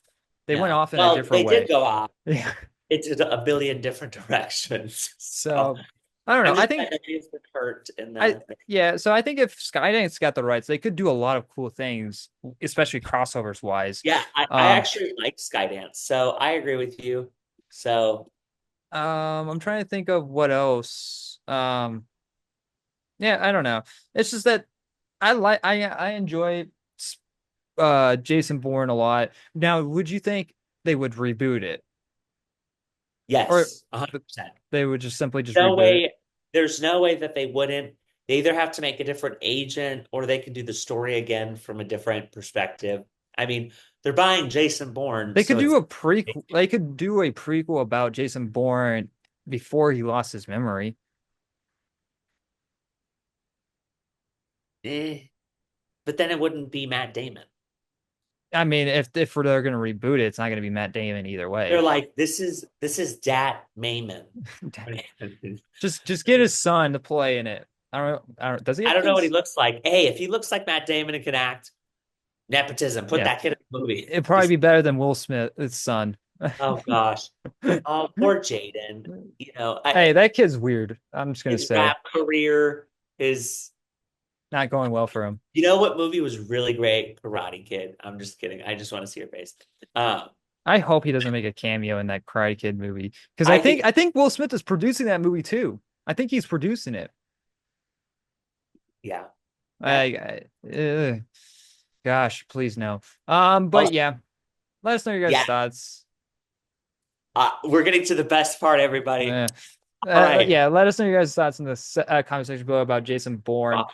Who do you think should own the rights? Should it go to like Skydance or something like Amazon or what was the other company? Oh, Apple. And if you say Netflix, I'm blocking you. I think they should go to Netflix. Block me. Bye. No, I'm just kidding. I'll be like Kathleen Kennedy. Deuces. I'm gonna say. Gosh, but yeah. So let us know your guys' thoughts in the comment section below. Drop them. Now, here is the interesting part. So Carson, and this has been a new thing starting this year. Carson has his own section called Carson Reviews, where he gets to review something that's new, that came out this month of recording.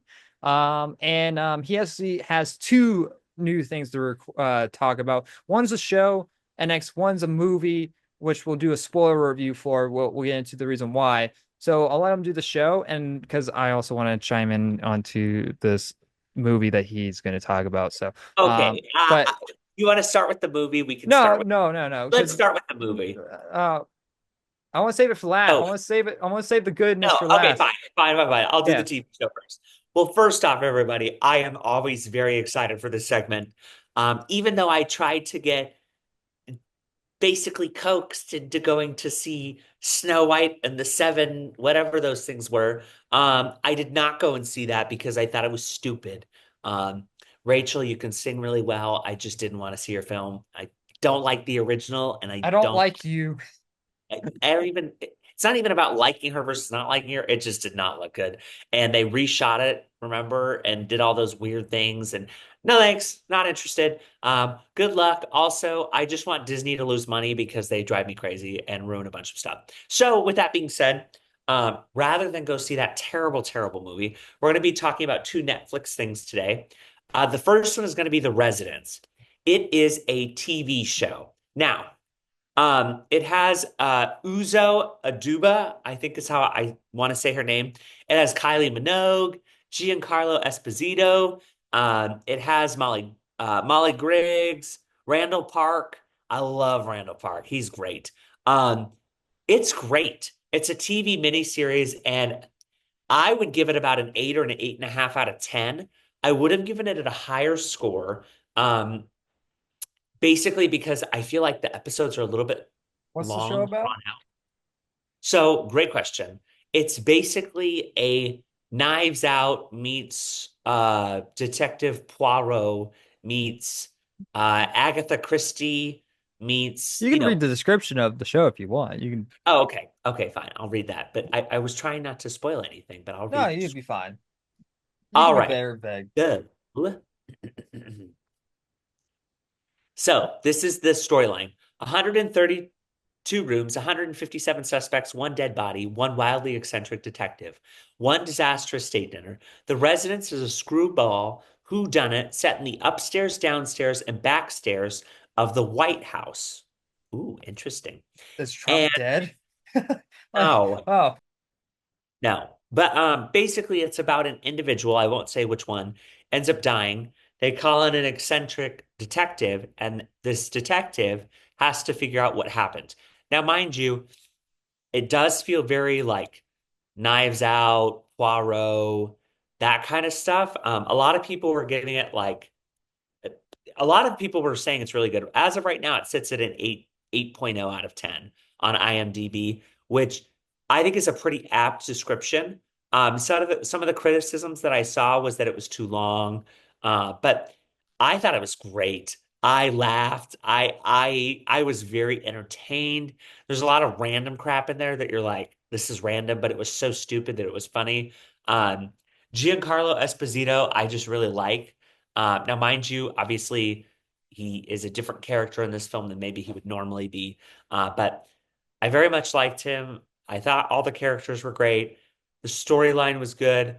Plot was solid. do you get to see any of There the were, kills? And what kind of kills do we expect? oh, there's only one. It's just one death and it happens off screen. So you're basically trying to put together what's happening. They throw in a lot of random crap in there. So if you've seen Murder on the Orient Express, it's very like confusing isn't a good word. It's very different. And so it's kind of weaving the story like Murder on the Orient Express. That movie was bad. Uh, Not as bad as it is not bad. Agatha Christie is a fantastic novelist. hey, at least Gal Gadot is actually good in that movie for the split Yes, second she before she's is. dead. She is good. But no, Wait, no, it's she doesn't die, excellent. actually. I don't think. I would highly encourage everybody to watch it. It's 8 episodes. I'm not going to spoil anything because I don't believe in spoiling TV shows. It's actually a dream. It's not a dream. It's Adaption. Um, It's Kathleen Kennedy going around killing everyone that backstabs her about talking bad. the one actress though that I really really liked, besides the main character, was Susan Kelechi Watson. Um, so she's in, oh, let me see. She's in A Beautiful Day in the Neighborhood. She's Andrea Vogt. She's also in The Blacklist. she's great. I thought she was excellent in it, and the main character is excellent too. I thought the casting was really well. They're funny. Um, like you're actually super invested in it. And Randall Park's in it, which I freaking love. Randall Park. He is so funny. Um, so, but yeah, that's kind of my little review. I wanted to be respectful to everybody because, like I said, I don't want to provide too much. I want to provide intrigue. Like I said, I'd probably give it an 8 out of 10. It's a solid B. Could have shorted up a little bit faster, made the episodes maybe a little bit shorter, basically to keep people's attention span better. I watched it while Well, working how out. long are each episodes? They're like 45 minutes to an hour. Well, I They're wish long. Disney Plus did that more. Yeah, instead we get 32 minutes. No, I swear well, if see, the we thing is, if you actually take out the credits and the intro, it's actually like 20 minutes. It's yeah. so, You're like, why is there 9 minutes of credits to see Kathleen Kennedy 400 times? yeah. Just so, but very good. Please, if you end up watching it, drop a comment. If you didn't like it, then my name is Austin. If you did like it, my name is Carson. And if you Yeah. thought it was the greatest thing on the planet, then, like I said, I take 20s. Oh, speaking of everything that no one liked, let's get into this goodness. Um, I don't, okay. First off, I loved it. I thought it was so bad that it was hilarious. oh, well, this is still your section. You carry it off, but I'm going to chime in. No. You need to start it because I know it's going to happen. You're going to be like, that's not how it was. No, just kidding. Well, So I'll start it and then you can begin it because you're going to say what we already thought. This movie, oh yes, what a beautiful movie. The Electric State. Um, I wanted to be in the electric state when I put myself in a bathtub with a toaster because it was so terrible. I like I don't I didn't understand what feel happened. any electricity while watching this movie. I felt tired. It was so bad. So we'll read the summary to this one. Uh, The summary is terrible, but first off, there's no synopsis for this on IMDb, which is hilarious. It says an orphan teen hits the road with a mysterious robot to find her long lost brother, teaming up with a smuggler and his wisecracking sidekick. Based on the graphic novel of the same name, the story takes place in a reimagined version of 1997, with humans isolated in their VR helmets in a continuing battle against a strange breed of monstrous drones in the wake of a technological meltdown. A teenage girl named Michelle and a robot travel the west coast of the US in search of the girl's missing brother. Um, I, I thought that was better than the movie. That little, but that's probably a description straight taken out of the book. That's probably.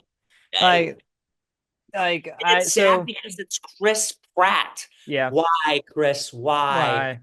Why? Why? See, you guys know already my thoughts on the movie. Well, at least not into deep spoilers.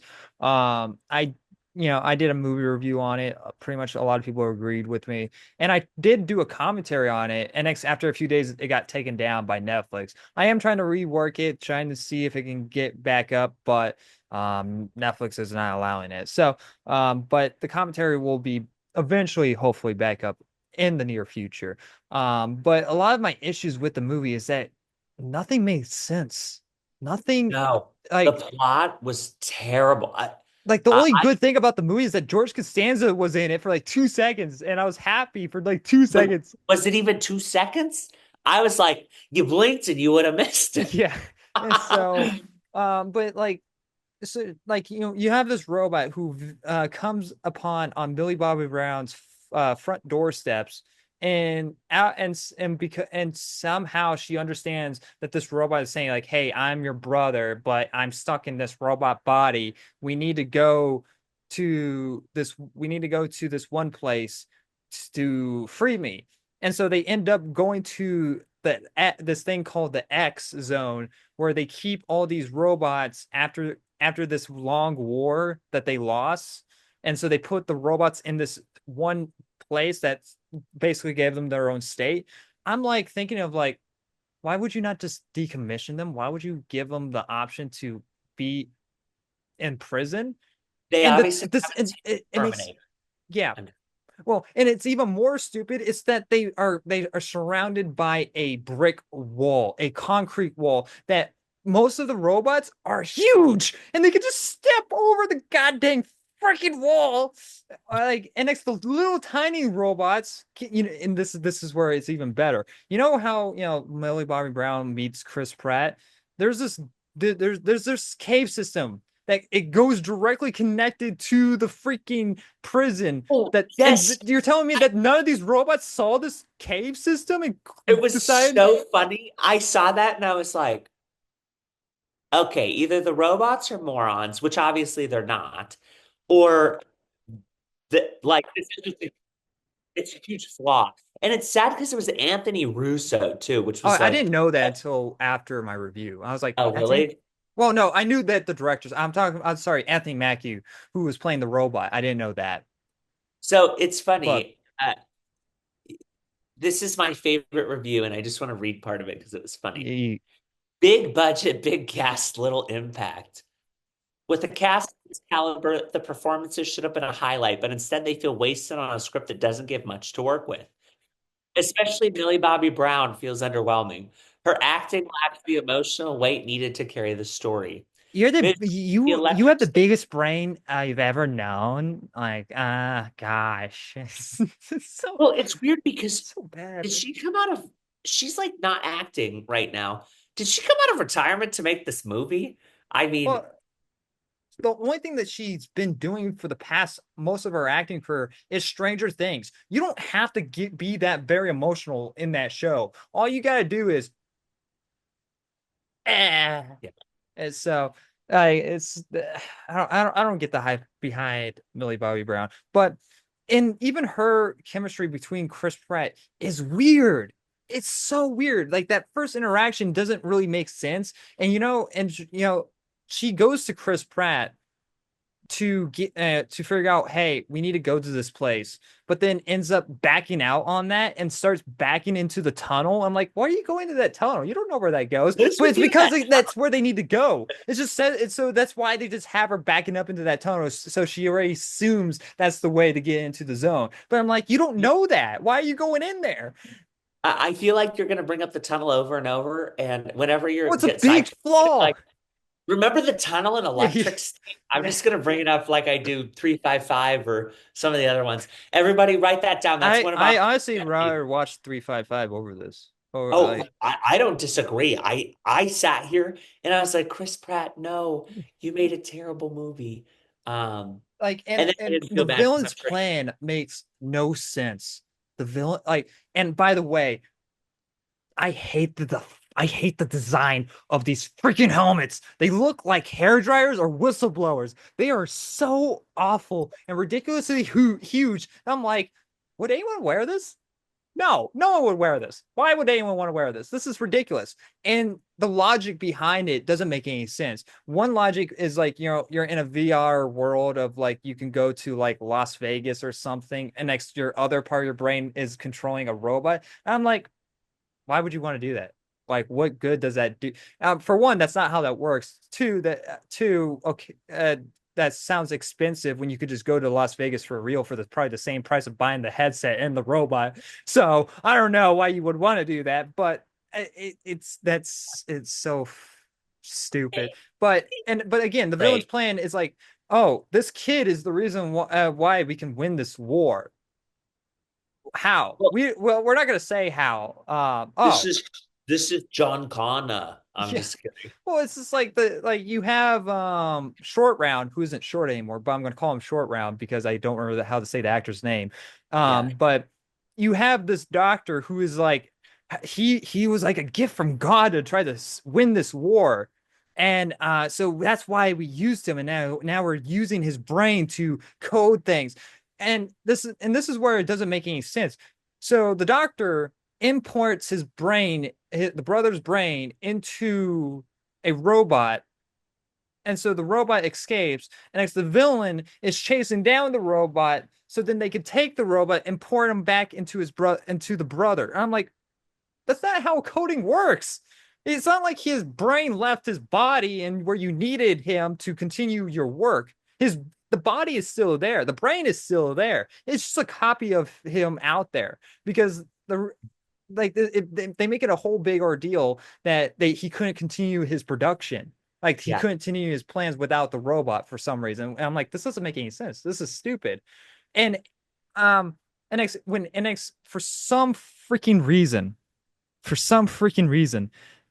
they decided that this company decided to make the brother be the power of everything, to power all cities, and you're telling me you don't have a backup? And you like this kid gets Yeah. unplugged and everything's just done. You're like, oh well, we lost. Oh well. And the kid dies. It's so stupid. It's great. I think it's excellent. Uh, It's so bad that I liked it. and they hinted at Because Chris then I Pratt get being in love with a robot too. okay, well that was not on my bingo card. I was what is happening? Well, Um, no, but it's just like something that was out of nowhere. It's like, did they just out of nowhere? I get okay. Chris Pratt just has a thing for this robot. All right. well, and then Chris Pratt and the robot had a baby, and that baby's name was Yeah. Brie Larson. Yeah. Just just kidding. Gosh. And Sorry, Brie. Sorry to catch some strays. But no, I don't have anything more to add on that in particular. I don't want to give up too much information, although you gave up the well, plot. no, this is spoilers. It's a spoiler, so go I ahead. don't want to do a spoiler. Do a I want spoiler. I want people to go waste their time and watch this terrible movie and go, what the heck was that? It just doesn't make any sense. And from my understanding, it's actually way different from the book. From my understanding, the book is actually way darker than what this movie tries to be. This movie tries to be so lighthearted and all of that than what the book is. So this movie is just really bad. It's just really, really bad. And no one questioned me on about this movie because I freaking watched it. Well, not only I technically watched this movie twice on the initial re-editing of the commentary, but I technically watched this plenty more times of trying to figure out how to upload that commentary. I probably watched this movie more times than anyone on the freaking planet, and it drives Did me you? well because I'm surprised. not willingly. I'm just trying to. I I'm just trying. want to point out, with that dedication, you could watch Snow White a zillion times and help Rachel I, you Zegler. know, and yeah, I give Snow White this. I would rather watch Snow White over this. Yeah, yeah, there you go. That is very impressive. Everybody, that is a huge announcement for Austin. So I'm going to give you a round of applause. That's how proud I am of you for watching. Oh, For stupid. Yeah, so go check those out. Moving, let us know your guys' thoughts on the Residents and the Electric State in the comment section below. That was more of a me section. I gave you your half. I just needed a vent for Electric State a tiny bit. But we're moving on to the main topic of the episode itself. So we have The Last of Us season 2 coming up around the corner. My concerns about the whole entire season is that are they going to really change anything of like not really what the story is, but how to execute the story? Because that's my big issue about Last of Us Part 2, the video game, is that the execution of it wasn't very good. And rewatching even I've seen a little bit of the same issues I've had in rewatching The Last of Us season 1, is that a lot, which I've been actually kind of liking less on that rewatch. yes. Why? Uh it's just a lot of the story with between Ellie and Joel. Ellie is just less likable in the show than the game. It's Just really impressive because I feel like in the game you either love her or you hate her. There's no in I between. love her in the game, but in the show she's constantly cursing for no reason.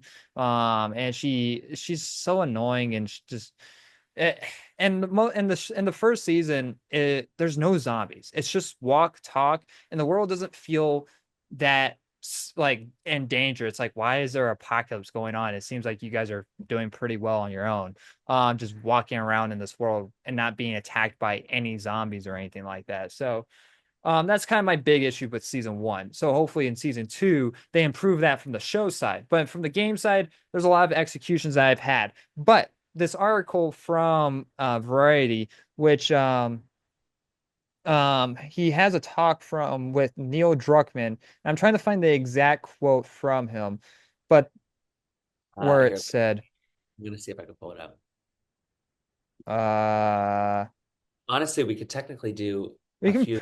we can probably paraphrase it, or unless you want to read the whole entire thing, you can read the whole thing. It's not letting me because it's allow ads. Okay, great. No, I don't want to allow ads. Go away. No, bad. It won't let Bad me load the article, bad everybody. ads. Bad It's ads. not letting me Hold not on. load ads. Hold on. No Hold on. wonder, no wonder Warner Bros. Is doing bad. It's because I'm blocking all the ads. Just kidding. You can here. I'll share my screen with you on here real quick. Well, it Uh, worked earlier. I just don't know how to get it to not block me from not doing ads. I got it for you right here. Oh, he's screen sharing. You're gonna get blocked. I'm gonna Or get blocked. you want to see something cool? Electric State. No, I'm just kidding. Um, let's see. Ooh, see, The Last of Us, I think, does a really good job with the what infected. I don't Yeah. know what they're called.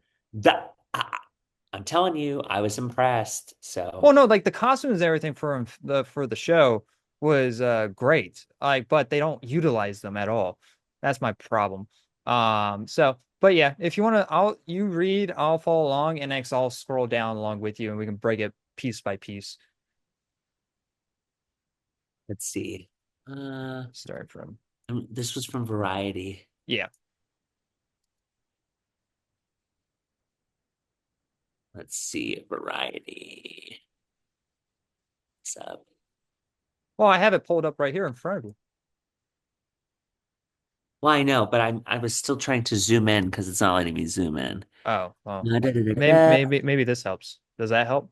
Yes. Oh, thank you. Oh, Everybody, go everybody. I was trying to pull it up on my end, but um, him zooming in helped me a lot. Um, here's a few things. So Druckmann was the lead architect, right? yeah. Chernobyl. So Chernobyl, I heard really good stuff about. I didn't watch it Hmm. personally. Um, and then I think the other thing that's really interesting in terms of this whole thing is that one, like I said, you have to remember, you have to take what I'm saying very, very lightly because I haven't played the game and I also haven't watched most of the show. But I have found that in particular that they have stayed pretty close to the source material, at least in how the characters act. And I Yes. think that for me is one of the most integral, important things. If you're gonna take, Well, they do that pretty well with every other character besides Ellie. Ellie in the game, Ellie has this life of wonderness and like enjoyness to her. But in the show, she is so kind of like not she would not be fun to hang out with. And like if you pulled Ellie from the show into real life, she would not be a fun person to hang out with because she just doesn't seem like that energetic person like she was in the game. But here's the thing.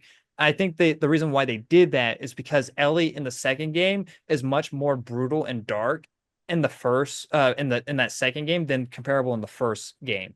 And so I think the reason why they did that because there was a lot of complaints in the second about the second game how they're two different versions how they're two different Ellies and how they don't really feel similar at all and you don't really see the change of how they got to how this young Ellie turned into this brutal and mean and dark person. And so I think that's the reason why they have some of this viciousness that they have in the first season. So then it makes more sense in the second season. But the thing is, you're making it even less good in the first season to just make it to so so then it makes more sense in the second season though. It's like so why not here's the thing. fix the second. Eh, why do that at all? I mean, isn't there some time that's passed in between the first and second season of the game? Like she gets older Well, dramatically. yeah, but Bella Ramsey doesn't look like 4 years apart from Sure. But so I mean, but I mean, here's the interesting thing. People are expecting, we know that there's a shift in time. yeah. You think that 4 years in a post-apocalyptic world I don't wouldn't think change you? no, I don't think that's the issue. I think that we don't get to see that change. I think that's the issue. I think that we don't spend enough time to re relive the Ellie from the first game to build up to her change in the second game. Okay. So like, Interesting. they should have built up to her being like, this brute, like, because the second game is all about perspective and like, revenge is wrong. And it's like, okay, yeah, we get that. But the execution wasn't well, it wasn't good. And so it makes all the characters more of the original characters less likable. And so they're just in general in the second game, she was just people saw her less likable. And that's how I view her in the first season of this because look, they're trying to make her more like in the second game. So then they have that connection, which I find very strange to be the case. So, So, okay. There's a few things that I really struggle with in terms of TV shows that kind of take on the moniker of we're gonna change a character. Like I understand the desire of trying to bridge the two together, mhm. but I think part of it, what would be better is rather than change the character in the first season, you keep the same arc from first to second where she Yeah. gets harsh and colder, but then maybe do a few You'd flashbacks of things that happen. Like yeah. I'd rather add like three or four flashbacks for things to make sense Well, than there it. is there is flashbacks in the game, but the flashbacks kind of break up the pacing of the game. So that's the thing about the second game. Yeah, The second game has really, really bad pacing. And so see, uh that's unfortunate. That's just but yeah, like if let's read this because though it goes into what I am hinting at. So if we won't read this, we'll get into a little bit more of the discussion. Um if you want to read it. You're a better reader than I am, so what portion? I'm sorry. One You second. just read this first two paragraphs, and next I'll scroll down. Okay, so on July 3rd, 2019, this is from Variety, by the way, we're giving him credit for it. Neil Druckmann first said those fateful words to Craig Mazin inside the Santa Monica offices of Naughty Dog, the developer behind the blockbuster 2013 video game The Last of Us. As the game's writer and creative director, Druckmann was the lead architect of the astonishing story of grief and trauma amid a zombie apocalypse. Mazen, I apologize if I'm saying your name wrong, whose gripping limited series Chernobyl had just concluded on HBO, revered the game and had come to Naughty Dog to persuade Druckmann to adapt it for television with him. But when Druckmann picked up a PlayStation controller during the first meeting, it wasn't so he and Mazen could discuss one of the game's fight sequences involving marauding hordes of infected, nor was it to watch one of the many poignant features of the two protagonists, Joel, a hard-hearted smuggler, and Ellie, a headstrong teenager immune to the fungal pandemic. That's decimated the planet. Instead, Druckmann, in the display of immediate trust, showed Maz in a scene between Joel and Ellie from the game's top secret sequel, The Last of Us Part 2, nearly a year before it would have been available to the public. Yeah, Next. so that's very interesting in itself. Of like they are playing the game before even the second game is even out, which is very So, interesting. as it turned out, Druckmann didn't even need convincing about it. Doing a show within a week, they were pitching the first season of The Last of Us to HBO. Their easy report is apparent even as Mazen and Druckmann sit in one of Naughty Dog's austere conference rooms, part of what Mazen affectionately calls this concrete palace, to discuss the show's second season ahead of their SXSW, I think it's South by Southwest panel with the cast.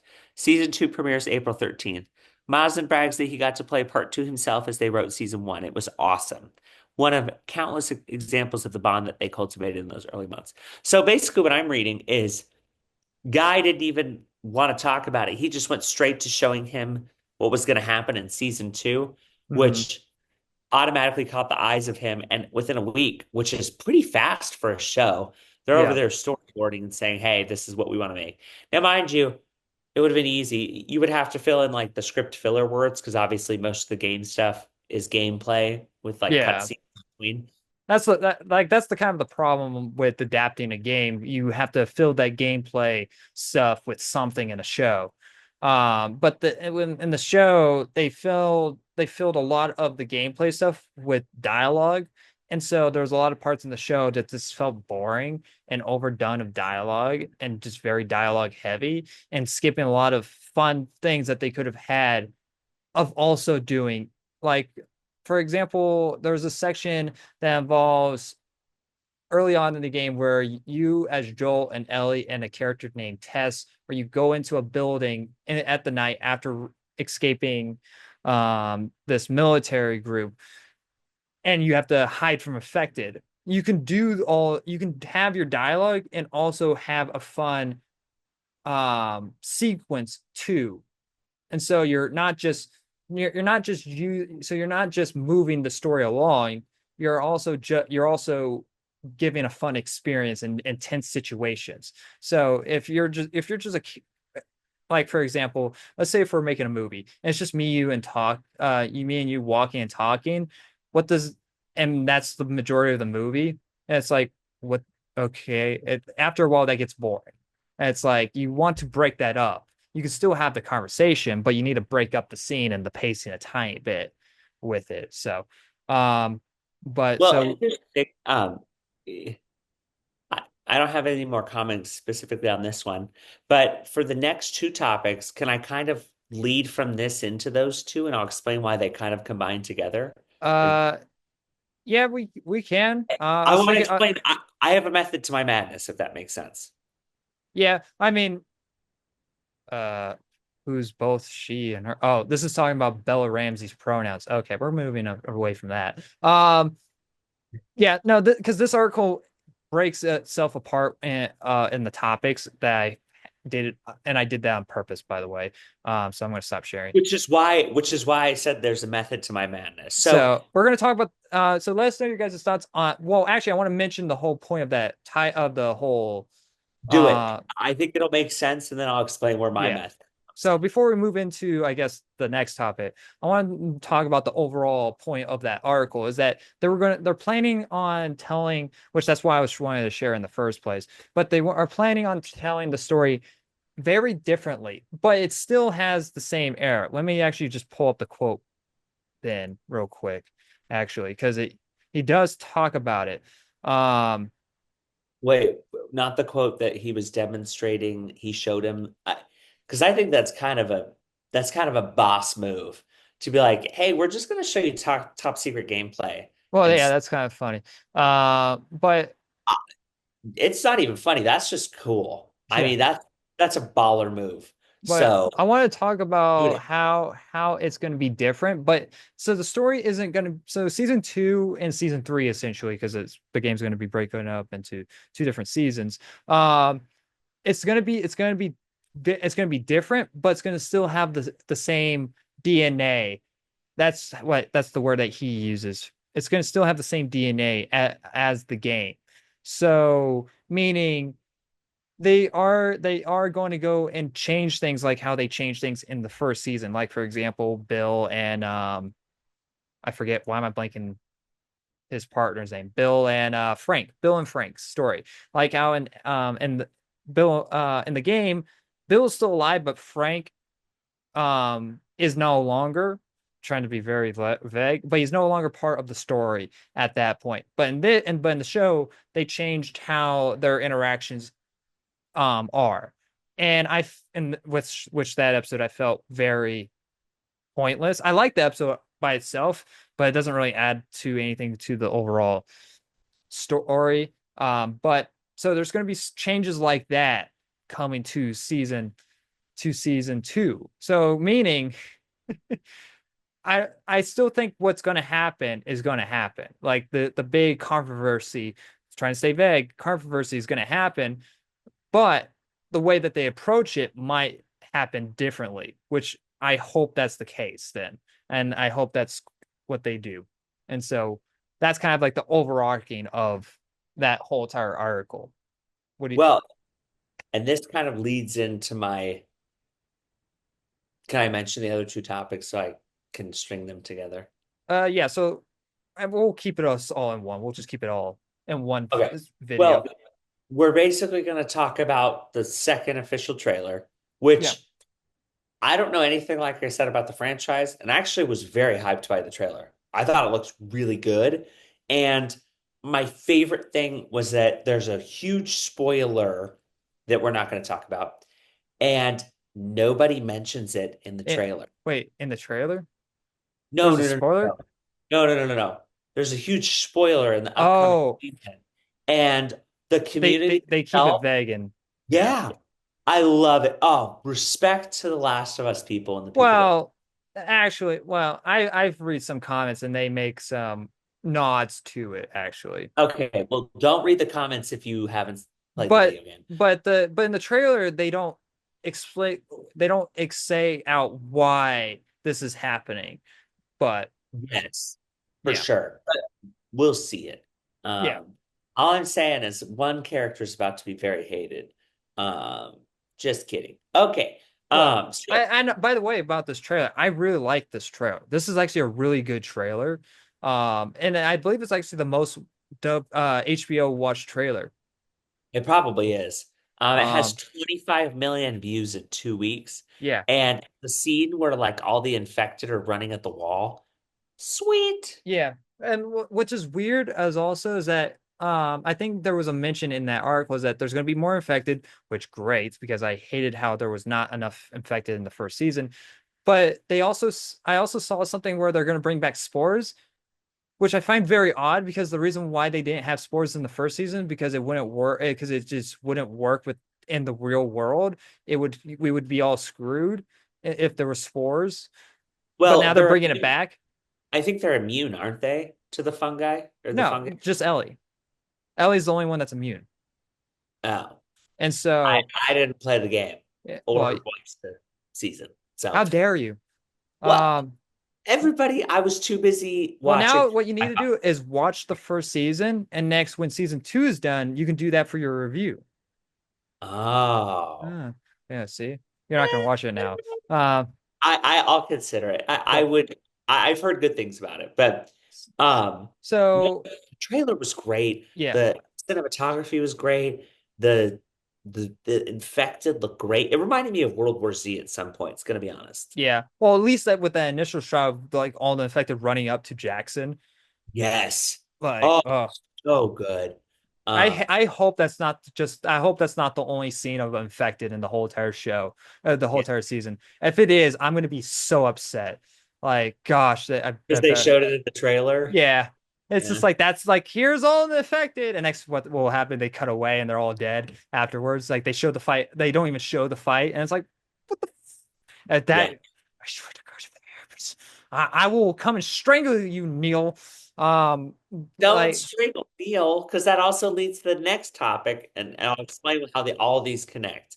So I want to talk about them cohesively because I really think it's important. So the first topic obviously talked about telling a different version of the story, why it's important to build the character of Ellie, right? The second story, or the second one, is the official trailer that came out about 2 weeks ago, which was pretty sweet. Like I said, I'm not a fan of the franchise, and by that I mean it's not that I don't like it, it's just I'm not as familiar. I thought it was epic. Now, Neil Druckmann says don't bet on there being a third part of The Last of Us or a part three. Now, let me explain. I don't think that's true. But a lot of people are coming out and saying like, "Oh, Last of Us Part 3 is canceled." It's like he never confirmed it. What are you No, talking he about? just said I Yeah, wouldn't bet on it. But here's well, the thing. he also like what people go back to that documentary, which we've talked about in the past, the Ground documentary, Yes, about the making of Last of Us Part 2, and they say like, and they mentioned the quote of like, "There's a concept of Last of Us Part 3," sure. and people are like, and people took that as like a confirmed for The Last of Us Part 3. And it's like there was never a confirmation. So anyone So, that's saying this Last of Us 3 canceled, there was never you can't cancel something that was never confirmed for one. And well, he's never saying that that will never happen. Also, he has another game coming out right now. He has to worry about Last of Us Season 2, and he has another game coming out. And why would he be focusing on Last of Us Part 3 when he has two other things to prioritize first? well, and here's the So thing. This is kind of the point that I was kind of overarchingly getting to. This guy, excuse me, I'm so sorry, everybody. This guy obviously very much cares about excellence. He yeah. has created two excellent games. This guy isn't going to you know, half do it. And so, with that Well, context in mind, with how the shows have been received, etc., it it makes sense. They thoughtfully crafted a season one that maybe explained a little bit more of a character arc for season two. They thoughtfully created an excellent trailer where I know nothing about it. Myself and two of my other friends who have never played these games were like, actually, that looks pretty good. They thoughtfully crafted a trailer that made people want to watch it that know nothing about the franchise. And then on top of it, this guy could have easily made a crap Last of Us, part three, which could have very well sucked if he just rushed it just to make money, and he's not doing it. That right there, in an essence of why these three topics go together, it's a consistent pattern of excellent entertainment value making that leads to a really great overarching product. It does. And this is where I think that Disney needs to be like, let's take some notes. Stop making crap and focus on quality. I'd rather have one amazing movie once a year than have 20 crap shows that nobody like. I got to the point where I'm like, oh, I didn't even know I didn't even watch that show. I have a friend who absolutely loves Marvel. Like, dude has thousands of comics and figures and things. Dude hasn't even seen all the Marvel movies and TV shows past Endgame because he's like, why do I want to watch them? Like, they're not that good. You know how desensitized you have to be when you're that big of a Marvel fan to go see that?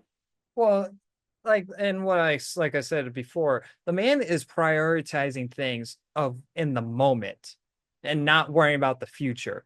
And so and that's the reason why I don't like I don't it could be true that he doesn't, maybe Last of Us Part 2 is a good ending point to him. I don't think so. I don't think that's a good ending point. I think there is another story to tell, one more story. But But here's the thing, you why can't not you wait? yeah, I mean, we're not going to get it for a while anyways. We have another game coming out right now from Naughty Dog, and Naughty Dog was the company used to that is the was the one that is well known for crunch, who and they're not that company anymore. They're just simply not. And that's why it's been 4 years since we've heard anything from them, and now we're starting to get stuff from them. What do you think about this? What if Neil were to write the story, not develop the game, but write the third part, wait 10 years, and then release it? Because hear me out. Think about this is a little bit different, but it's kind of the same thought process. Well, Think it's probably going to be 10 years before we think get about Last. Avatar 2, okay? The first one, revolutionary, billions of dollars, whatever. Not very good. Okay, I'm not saying it's good or bad. They increased the hype where, what, 10, 15 years later, whatever it was, crazy. Yeah. Oh, here's Avatar 2. Oh my goodness. And I three and four and directed five. yeah, okay, that's where I'm heading. Yes. When you create this idea of like, oh, it's exclusive to now come out this time, or its timing is this is where things like, no offense, Jurassic Park, Fast and Furious, all these fall short is because it's like, ugh, another dinosaur movie? Another family movie? Like, what the heck? Yeah. There's only one franchise where I'm like, oh, I'll go see all of those movies. Um, can you guess what it is? Marvel. No. Oh. Mission Impossible. Oh. Well, Marvel releases a new movie every year. Yeah, but honestly, I have not made it that much of an effort to go see him, honestly. Uh, that's So, fair.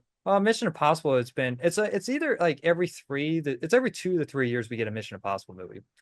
but I mean, that's a very good release schedule. Some would say that's Yeah. too much, but they've all, like I said, past Mission Impossible 3, I feel like they've all gotten even better Ye- than the last one for the Yeah, most part. I honestly don't really remember anything past Rogue Nation. Or no, it's Or, what's four? What was that one called? um, I forget what the Ghost it's not, Protocol. it's Ghost, Ghost Protocol, yeah, Rogue Rogue, Nation, Dead. Fallout, Dead Reckoning, and next the Final Reckoning. Yeah, Anything past Ghost Protocol, I don't really remember very well.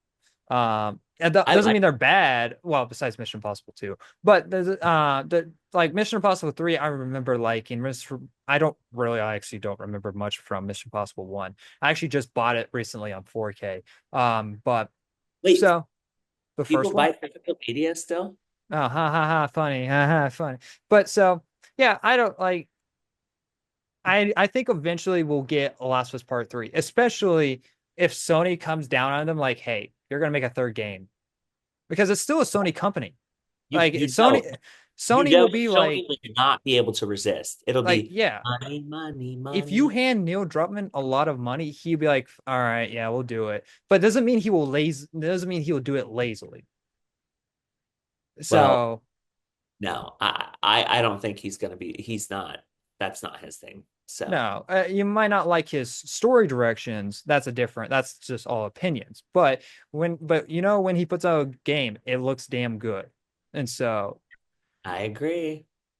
I think we'll get Last of Us Part 3, but people need to stop saying Last of Us Part 3 canceled. Neil Druckmann lied to us. He never confirmed Last of Us Part 3, guys. Stop this. Stop this idiotic nonsense of like trying to create controversies for the sake of controversies. You can't cancel something that isn't canceled.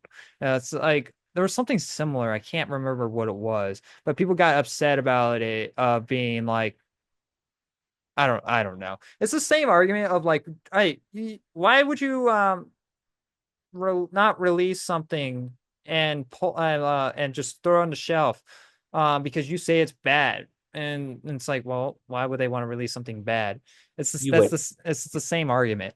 It's It's dumb. dumb to think that. So So let us know your guys' thoughts on the whole entire Last of Us topic itself. Let us know what you guys think, what they mean by a different version of the story. It doesn't mean it's going to be a completely different story. It's just going to probably be told differently, which I hopefully the case then they just tell they because one thing that they need to reveal right off the bat is the setup for the whole entire game. If they keep the reason why a certain character does a certain thing, and I'm talking about Abby's character, I'm talking about the character Abby. If they keep her reasoning very vague, you're going to have the same issue um like the game did. You have to come out straight off the right of the bat explaining the yeah. whole setup to the season with her character uh, again trying to be very vague, saying something that she is devastated by.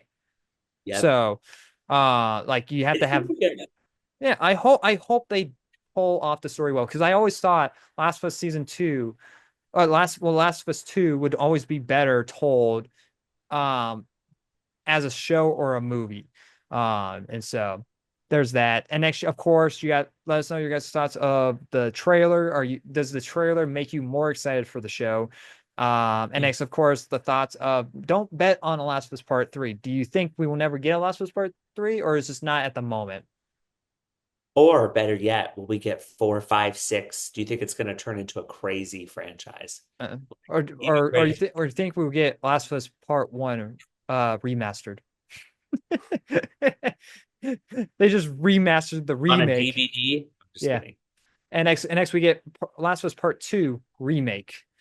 I hope not. I hate when they do remakes. I think they should just go back to I think they should do Uncharted again. I think they should do another Uncharted. I like yeah. I thought it was entertaining. I mean, Yeah. it's Holland again. Is he taking a break or is he coming back? Oh, I was talking about the games. I like the Oh, Uncharted game. The movie is fine. But I it's know but Uncharted 2 is confirmed to happen, by the way, guys. Just let you know. So let us know your guys' thoughts in the comment section below. Moving on to other gaming adaptations, Split Fiction is getting a movie adaptation, which me and him were talking about the game off camera before recording this. I'm currently playing it. I'm enjoying the game. I am not too big of a fan of the story, but I love the gameplay. I actually really love the gameplay. And the fuck was that? I heard a big bang. I don't know what the hell that was. just the cat. Just kidding. The cat's like, I want to watch Amelia Perez. It's like, you trust me, you don't want to. Oh my goodness. Not Amelia Perez. Yeah, That's the best thing I've ever seen. but so you don't know anything really about the game, so this is kind of like all me right here. But to I guess give a brief description of the game is that in the game is about these two characters who get mangled into this situation of that's not a good explanation for it. Maybe I should just read the description of the game. Hold on. Uh, Split. I am a pro at this game. Are So you? good. I downloaded it and learned everything about it in 4 seconds. I got it right here. So I lied. I don't got it right here. Okay. So, You're um, lying to our viewers. I'm just kidding. Split Fiction is a unique action adventure experience that keeps you on the edge of your couch with an unexpected moments. 1 minute you're taming adorable dragons, and the next you're fighting as cyber ninjas, escaping terrifying trolls, or dodging hover cars thrown by a robotic parking attendant. It's weird, it's wild, and it's designed to be shared. So, and it's also a co-op type of game. So that's the best way I can describe it at the moment. And the gameplay is fun, where you get sucked into these stories that your own character created, and you get to play out those stories, which is very fun in itself. But nothing really actually connects to one another and doesn't really make any sense. They do to a degree to how the character is going on in their real lives, which is good. I actually like some parts of that, but some moments felt forced with characters like, oh, so what does this mean? This must mean deeply something to you. And it's like, what is this? Is kind of random and forced. And it's like, okay, like we're kind of in a life and death situation. We don't got time for this conversation at the moment. So, I've but heard some good things about it though. oh no, yeah, like it's a fun game, and I think this could really work in a movie form because they could cut out a lot of the fat that I have a problem with the game, because the game has a lot of story fat that doesn't really necessarily belong in the game. There's like side stories that you can do where that you walk up to this bubble and it'll suck you into another story that's a side story, and it's just like and it kind of just takes away out of the pacing of the game a tiny bit. It's a side story. You don't really have to do it, but for review purposes, you kind of have to do it. So it kind of breaks up the pacing. It doesn't really flow naturally, like most of the story. But I think this could really work very well. I'm going to ask you this question. You don't know really much about it, but what do you think of the idea of what you do know? So here's the interesting thing. I have heard you're not the first person to bring this game up to me. Oh, So okay. the idea of having it as a movie um, would be a really interesting prospect because it's obviously hit it's hit its core audience of people that play the game now. Yeah. Now, as to Well, it's whether or funny. not It came out this year. It like came out like 3 weeks ago, like 2 weeks to 3 weeks ago. did it really? Yeah, that's weird. That's Oh, it's already getting a movie adaptation. what's its sister game called? Isn't there It another? it takes two. It Takes Two. Yeah. Okay. People have told me about that game too. So I think for me, I was already preconditioned to be thinking about it because people were mentioning it to me. So I think, hey, look, we need more ideas in Hollywood. So if you want to take a stab at it with a game like this, kudos, do it. Because I'm tired of seeing repeat remake dinosaur movie. Just kidding, jokes. I just wanted to say that to Justin's face. Uh, Um, I'm glad that they're doing it. I think that this is the type of stuff they need. Take successful games, books, whatever that looks like, turn them into movies. Just be kind to the source material and don't be dumb. And also don't take on something like Minecraft. Although I keep that seeing was different. never that. See, the thing is that movie was never gonna work. That game was never gonna work as a movie in any ways because like Minecraft doesn't have a true narrative, so you could really do Oh, anything. Steve, Jack Well, Black. yeah, but this and next casting Jack Black as Steve, I don't know, it wasn't really clicking with me. At least the trailers haven't been doing it for me. That I'll say that it hasn't been doing for me. Maybe it's just terrible marketing. That could be the So case. yeah, that could be the case, and we'll see. I'm still gonna withhold my judgment on that movie because we're not talking about it. But yeah, I think it's a great idea. I'm curious to see what they do, and you never know. It could be very successful. So I wouldn't go spending $50 million on this movie or $100 million, but I would throw some cash at it and see what it does. What's the worst that you're going to lose? It's not like you're going to lose Hmm. acolyte levels of money. Huh. Yeah. Well, so yeah, let us know your guys' thoughts on this. Have you played the game? What do you think of the game? Would you think it would work as a movie? Would you have fun with it? So let us know in the comment section below on that. Moving on to Marvel news, Avengers Secret Wars is being has a couple of rumors coming out about its runtime. And the runtime is to be the first so Doomsday is rumored to be having 2.5 hours of runtime, and the second one being 3 hours. Not surprising. That's Very not typical. surprising. Like, and I saw other reports that it could be like 3.5 hours. Like that wouldn't be surprising either. If it's longer than Endgame, it's doing something wrong. Well, see, That's here's the thing about I wouldn't be shocked. I wouldn't. I would be fine with Doomsday being a little over than 3 hours because here's the thing about Doomsday. Doomsday is going to have to do a lot of damage control because we don't have a clear villain in the MCU at the moment. It was supposed to be Kang, but then no one liked the character Kane, and there was a lot of legal issues with Jonathan Majors, so they had to rewrite the character and make a new villain. Ever since they rewrote the character, there's been an absence of a true villain in the MCU, and since the announcement of Doomsday and that's next Robert true. Brie Rachel Zegler, Larson. oh, Brie. I'm kidding. Sorry, sorry. I didn't mean but to. so I, I mean, like I'm excited to see Robert Downey Jr. as Doomsday. I think that would be cool. oh, Doctor. Um, yeah. And but the thing is, like Doomsday has to set up a lot of like, oh, it was me the whole entire time. Kang was just a uh a uh a soldier of mine. Um, I was in the background. Like the Doomsday has a lot of damage control that it's gonna have to do, um, to make to make this threat believable.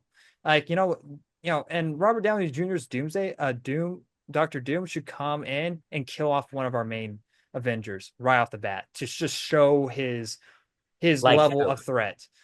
Um, Probably like one of the main core like Chris Hemsworth or like What? well, I'm just saying I like Chris Hemsworth. I'm not saying that I don't like him, but I'm just saying like killing off someone like Thor or or Paul Rudd's Ant-Man or someone like that or Doctor Strange. I think they have plans for Doctor Strange 3, so I don't think they would do that. But I'm just saying like a character of that level of like name and him straight up just coming in and killing one of those characters, that would set off big alarms for a lot of people, and that would rise the tension right away. Like it would be the equivalent of Thanos coming into Infinity War and killing Loki. It would show like, hey, no one is safe in this universe. Or it's no one's safe in this movie. But the problem is with it being a multiverse and time travel, it's like, who cares if someone dies? We could just bring them back. So don't do that. Um, but I mean, like I think that's what Doomsday is going to be is mostly damage control. Um, I think if they're gonna kill somebody, they need to kill somebody useless. Um, so I would probably kill. Hawkeye. No, no, no, no, no, no. Bucky, easy. What? I like I'm Bucky. kidding. I just wanted to see a reaction. Hmm. No, but they need to make it somebody that audience loves. Yeah. It'd be funny if they killed Anthony Mackie's Captain America right away. It's like, oh, No, his that would be so movies. sad. Falcon? No, we Oh, don't have an emotion. he is We don't Falcon. have. He is Captain America is Falcon. No, the new Falcon. Oh yeah, they could kill him. Yeah, yeah. I don't think people would be emotionally attached. What He if it was almost one? died in his own in the recent movie. Like it doesn't really matter. I'm trying to think who would be a good person to kill. Iron Man. Oh wait, no, he's dead. They bring him back and Oh, next they kill him. again. War Machine. Yeah, but there's the whole weird storyline of him like, oh, was he a scroll since Civil War? So like I don't know, like there's so Um, much they could yeah, do. but he's we like Rhodey, or Yeah, but was the roadie that we've been spending time with a scroll the whole entire time? well, that's why I think it would be. What if they killed him and it really wasn't him? Wait, what? They killed the scroll But and they already killed the scroll. They killed the kill it scroll. again.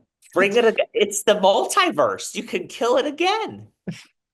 I don't think it would be roadie because You were tracking with me on the whole I multiverse. know, yeah, I I was know. jokingly saying because everybody comes back to life and doesn't die. But I'm trying to actually think of actual characters that they could kill off. I don't know. What do you think of the runtime? Here's the thing. It, Marvel Avengers movies are usually 2 to 3 hours. They just Yeah, are. which I I'm fine with. Yeah. I am okay with it as long as it's not like, oh gosh, another like if you think about it, okay, I'm gonna make fun of Endgame for just a second. How dare you? That's my They just favorite. they just had to put that all women fighting scene Oh, well, yeah, that was in stupid. that movie. It felt Okay? so forced. It felt like It out was of very nowhere. forced. Um and um it was very forced and stupid. Yeah. So I just that could you probably could have cut 10 minutes out of the movie. So But yeah, that's kind of all we got to really say on that matter. Let us know your guys' thoughts in the comment section below. Let us know what you of the run times. What do you think? If would you go see a Avengers movie if it was 3.5 hours long? Because I've been seeing some reports that it could end up being 3.5 hours long. So if that's the case, let us know. But moving on to this recent actual news is the Avengers Doomsday cast reveal. So speaking of this reveal, I hated how they revealed the names. It took 5 hours of revealing like I don't know 20 people like 5 hours. That was so stupid. They would sit on a chair and show the name for like 12 minutes or so, and next move to the next and sit on that name for like 12 minutes, move to the next. That was stupid. I hated that. I didn't watch that, but I found out how they revealed it because I watched the 1 minute and 30 seconds video that they put up after the event, and you but did. yeah, Wow. so I was the lucky one. I didn't sit through that, but I found out how they revealed it, and I'm like, oh yeah, that's pretty dumb. I don't like that. But we're gonna go through listing the names of who are revealed to be in the movie. Now, that I did see something that they didn't reveal all the characters. There's still more cast members to be revealed, but these are the people that they revealed. So you Oh got my. It literally revealed everybody and their sister. I'm like, yeah. So you got Chris Hemsworth, which is not shocked. You got Anthony Mackie, you got Vanessa Kirby, you got Paul Rudd, you got Florence Pugh, and next you got Hiruta. I have no idea to say his name. Namor, Simu Lilu as Shang-Chi, Sebastian Stan, Leota Wright as Black Panther. You got I don't know how to say his name, Moss as the Thing. You got Kelsey Grammer as Beast. This was the first one. I'm like, oh, okay. This is like, something I wasn't actually kind of expecting. Kelsey Grammer as Beast. All right, cool. We got X-Men coming up in here. You got Lewis Pullman as Sentry. Which who was Sentry? Why am I blanking on Sentry? Sentry is. I just actually sent my friend this. I'm pulling up the list. Sentry is Uh, why? Lewis Pullman. yeah. Why? But what's the character? Why am I blanking the character? What is Sentry? Sentry is like the Superman of Marvel. Oh, that's right. Okay, Yeah. got it. Um, and so you got Danny Ramirez as uh who? as the Falcon. You got Joseph Quinn, David Harbour. You got Winston Duke as Baku. I have no idea who that is. Do you know that character, M. Baku? No. Uh, M'Baku? yeah. Are you serious? Do you want me to send you a picture? I'm terrible with remembering certain characters. Uh, What? M. Baku. M'Baku's from Black Panther. Oh, okay. Well, I don't really think of him that much, so forgive me, guys. My bad. He's a really good character. You got Hannah as Ghost. And next, this one is an interesting one. Tom Hiddleston coming back as Loki. I thought they would keep this one as a secret. I knew Tom Hiddleston was going to make an appearance. He had to. Uh, but I would think that he's so crucial to the story and where he ends up in Loki season two. You would want to keep this one hidden from the public. But they're like, no, yeah, Tom Hiddleston's in here. You got also Patrick Stewart returning as Charles Xavier, which is very like they're it's weird that how they're naming off all these people who are coming back. You even got Ian McKellen coming back as Magneto. You got Alan No. coming back I as know. Nightcrawler. And next, where you got Rebecca Vermongin, I think that's how you say her name, as Mystique. And next, you got James Marsden as Cyclops. Like, James Marsden yeah, has, I mean, that's you crazy. know, he was just asked on the red carpet for Sonic 3. It's like, hey, are you gonna come back as Cyclops in an X-Men movie? He's like, nice try, nice try. Yes, he is. And actually got Channing Tatum coming back as Gambit, which I kind Well, of I don't think he ever played Gambit. yeah, he did. He in I Deadpool. thought he wasn't able to. He played Gambit in Deadpool, Deadpool and Wolverine. Oh.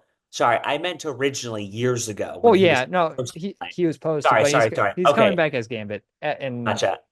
this movie as well. And next, of course, Pedro Pascal, and next, Robert Downey Jr. Um, at the make an appearance at the end of the live stream. So this movie's supposed to come out, hey, on my birthday, May 1st, 2026. Yay, it better be good. Boo, It boo. No, better. it'll So, always, May is a great time for Marvel movies. So well, I'm that's kind of, usually when they release like these I big know, Marvel movies, which I is know. actually funny. So, It's like a big like celebration every single year almost. But what do you think of these name casts? What ones are you shocked by seeing coming back? so here's the thing. Um, Namor, interesting. I'm gonna be Yeah, honest. I haven't. I get why. Yeah, Um, let's see. I'm looking through all of them. Kelsey Grammer kind of caught me off guard. yeah. Don't like. I mean, Um, like it shouldn't be that shocking because he did make an appearance at the end of the Marvels, but yeah. still shocking, kind Uh, of. I mean, let's see. Ghost makes sense. Loki makes sense. I mean, Professor X is just super exciting, as is Yeah. Matt. I mean, that's like See, the boss. thing is it going to be the X-Men professor that we know, or is it going to be a different professor? I don't know. I mean, I would imagine that it could be. It's not. It's definitely not the one from Doctor Strange. He's dead. That Oh guy's gosh. that guy's Yes. dead. No. So, I'm surprised they didn't try and bring them in too. Shockingly. Um, see, the thing is, there's going to be characters that are not going to show up in this movie, but will show up in Secret Wars because there's a lot of characters. There's just too many, and yeah. so, but yeah, most of them that I'm shocked by are X-Men characters. It feels like this is almost like, and a lot of people made this point. It almost feels like an Avengers versus X-Men's movie, almost. Like secretly, it's almost like gonna be that because you have so many X-Men characters. So here's the thing. There is a really good Reddit post, and I'm seeing if I can find it. I was searching it up earlier. There was a really good Reddit post, and it was saying who we think will also be back. Uh, Let me see if I can find it. Um, so we have Chris Hemsworth, Thor, Kirby, Storm, Mackie, Captain America, Bucky, Sebastian Stan, Letitia Wright, Black Panther, Paul Rudd, Ant-Man, Wyatt Russell, John Walker, uh, Berta Major, Namor, Ben Grimm, Shang-Chi, Yelena Romanoff, Beast, Sentry, the Falcon, Johnny Storm, Red Guardian, sorry, excuse me, Ghost, Loki, Professor X, Magneto, Nightcrawler, Mystique, Cyclops, Gambit, Reed Richards. So with all of those in mind, I mean that's a pretty star-studded. They better not mess it up because there's a lot of good names in there. Which ones did you are you shocked not to see on this list?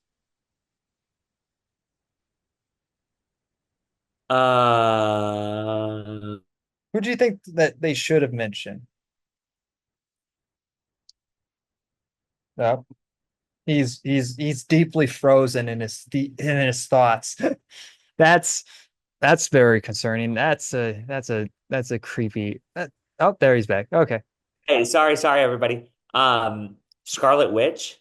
I would have thought that they would have brought her back in some capacity. Hmm. Uh, you also would have thought Guardians of the Galaxy would be in here Well, yeah, potentially. I thought they would bring back at least Chris Pratt, but no, Yeah. not even mentioning Uh, anything Chris you would Pratt. have thought that they would have brought back Black Widow because they made it a point that she's Well, gonna be. Maybe she's one of the secret ones because they're trying to figure out how to bring her back to life or whatever. maybe, but she also came out recently saying like, no, she's dead. Let her have her hero moment. Let her die in peace, type of deal.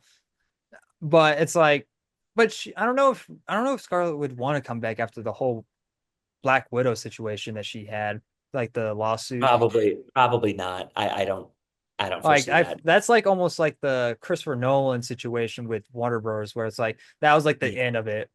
Uh-huh. I'm trying to think who else that I saw, and I was like, it could have been on there, but wasn't like super happy about. Spider-Man, Tom Holland Spider-Man. Yeah, but that's not that surprising. Well, I think he's been confirmed to be in it. It's just shocking that This he is wasn't. this is Doomsday, so this isn't Secret War. Who knows? Who knows which ones they're going to be in versus not? Yeah. The other one that I was like, oh, you're not in there. I would have thought that not Wasp, not Sentry, or not Rescue, not uh I'm trying to think who is in Avengers. I genuinely don't Hawkeye? know. Is that? Yeah, Hawkeye's not on there. Hawkeye, Like, no. you would think he would be part of it because he's a part of the original team. Yeah, but that doesn't necessarily mean like you think that Hawkeye would not want to go back after almost like his family. It kind of makes sense that they could almost explain away why he isn't there. Here, let me look. Let's see. I think of other characters.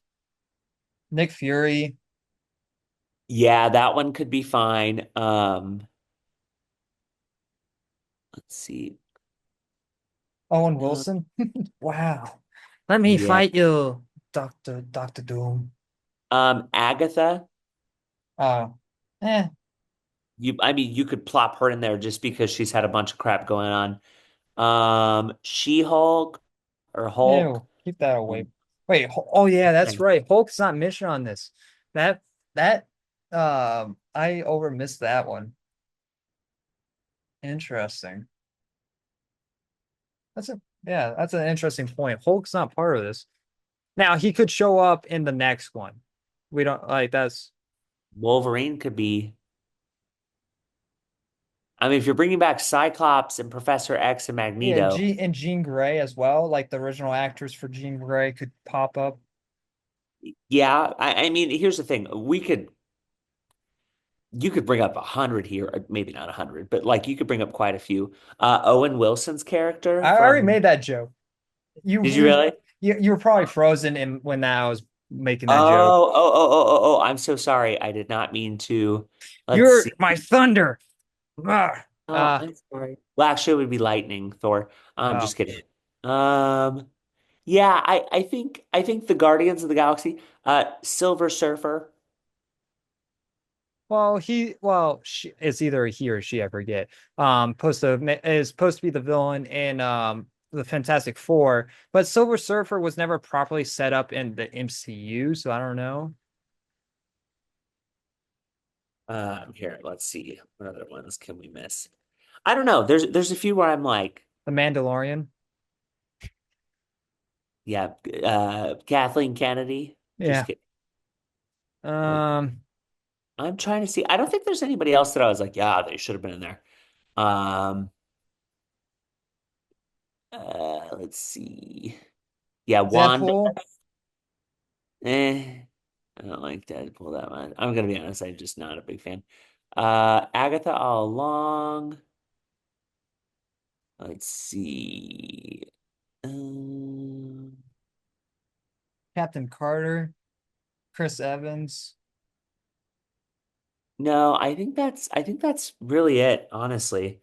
Um, yeah, I would say those are the only ones that I probably would be like, yeah, they should. Valkyrie. Let's Like see. the sidekick and the Thor Ragnarok and Thor I Love and was Thunder. I was looking that I'm not that surprised by. Because Thor and Loki are gonna carry that, so we're good Yeah, by that. I'm very curious to see if Thor and Loki have screen time in this movie together. I would imagine.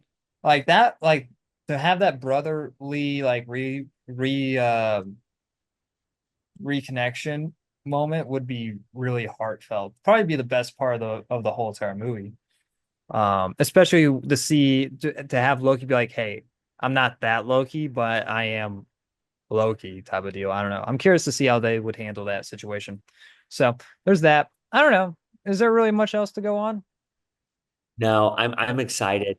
And I'm also excited for this next topic because I think you're just gonna roast it, Mm, unfortunately. maybe. But yeah, let us know your guys' thoughts in the comment section below Comment, of comment this section. cast. Does this make you guys more excited for the movie? Do you guys like the casting reveals that they've revealed? What do you think of the actual reveal itself? Do you hate how they revealed it, or do you actually like, oh, I liked how they wasted my 5 hours? Oh Let my us God. know in the comment section below of that whole entire reveal in the comment section. So moving on to this. So, speaking of Snow White, they're making a sequel. They're remaking Snow White too. No, I'm kidding.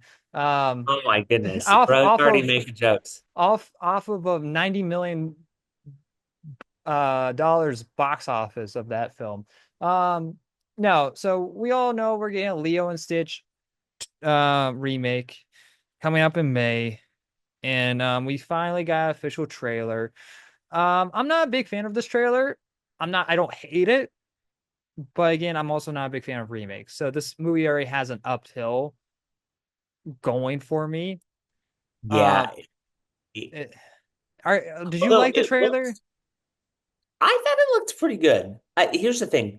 People are fatigued by Disney live action movies. Yeah. So they're automatically going to be more resilient towards it. Now, if you go look at the comments, a lot of people are like, oh, this is one that I'm actually not too mad about. Yeah, well, there's a controversy around how I kind of well, I agree with it to a degree. Um, where how what's the alien? What are the aliens' name? Not Stitch, but the ones that come down and search for Stitch. What are the two characters' names? I forget the name of the characters. Uh,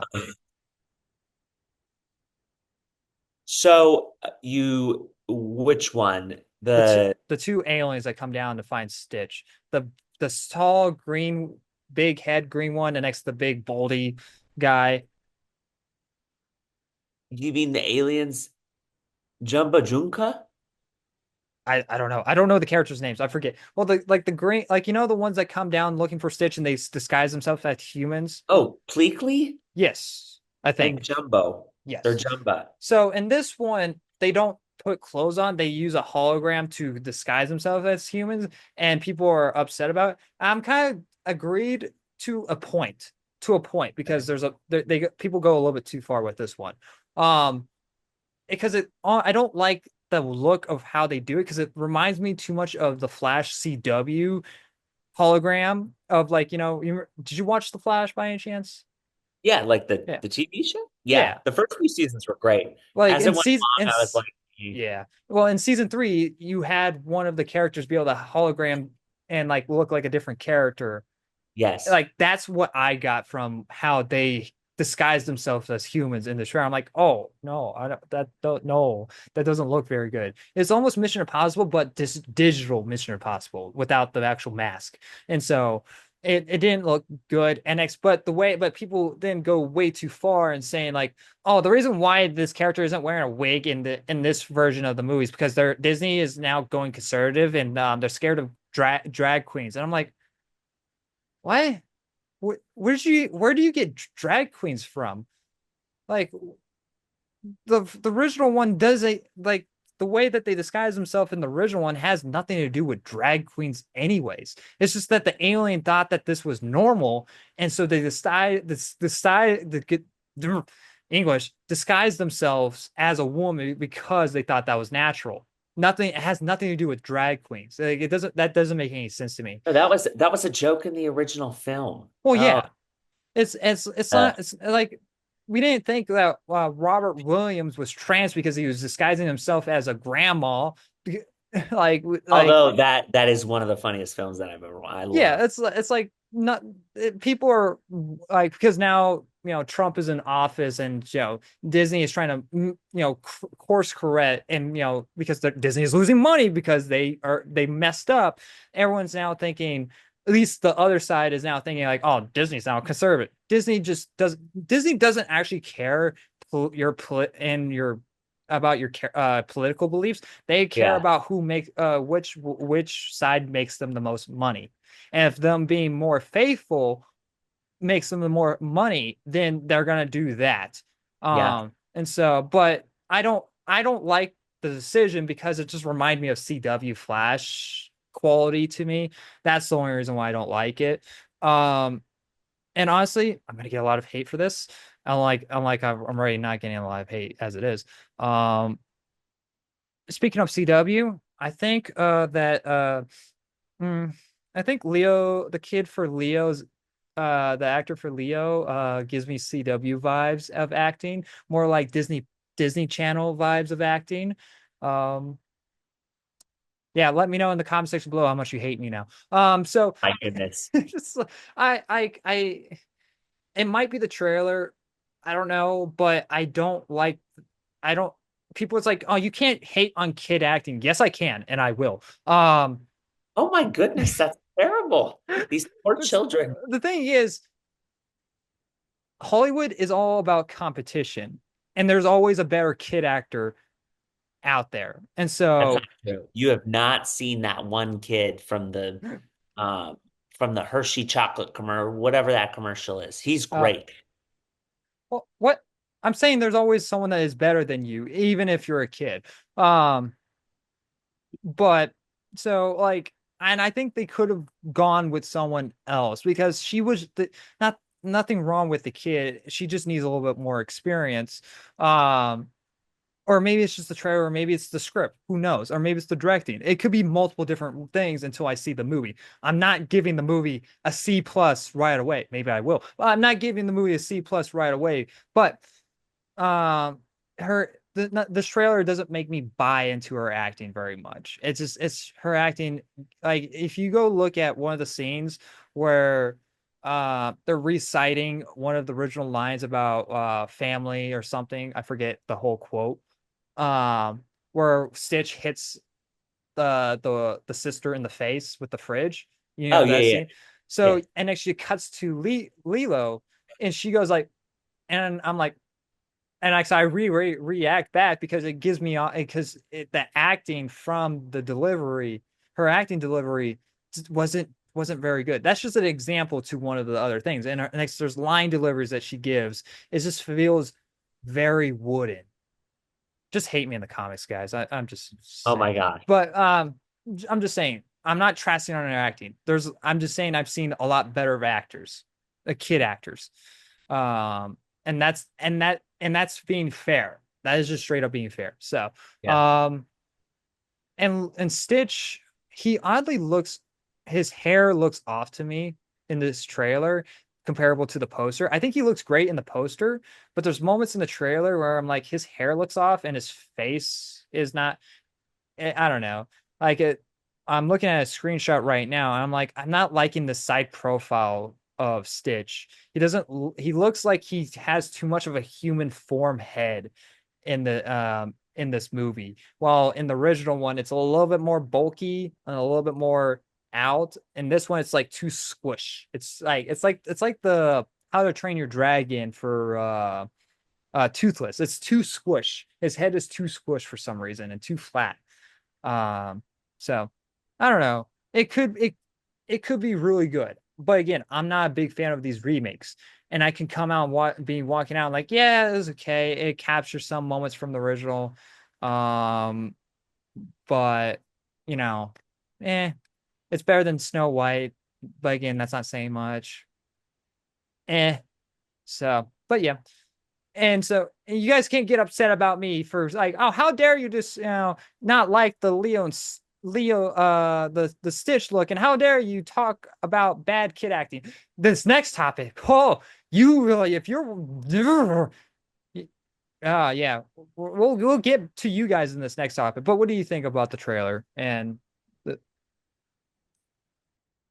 I'm curious to hear what everybody's thoughts were in regards to this one. Um, I, I'm not opposed to it. I just think that overarchingly that it's going to be much better than a lot of the stuff Disney's put out. I think that the cast is pretty good. I'm glad that they kept Stitch's original voice actor.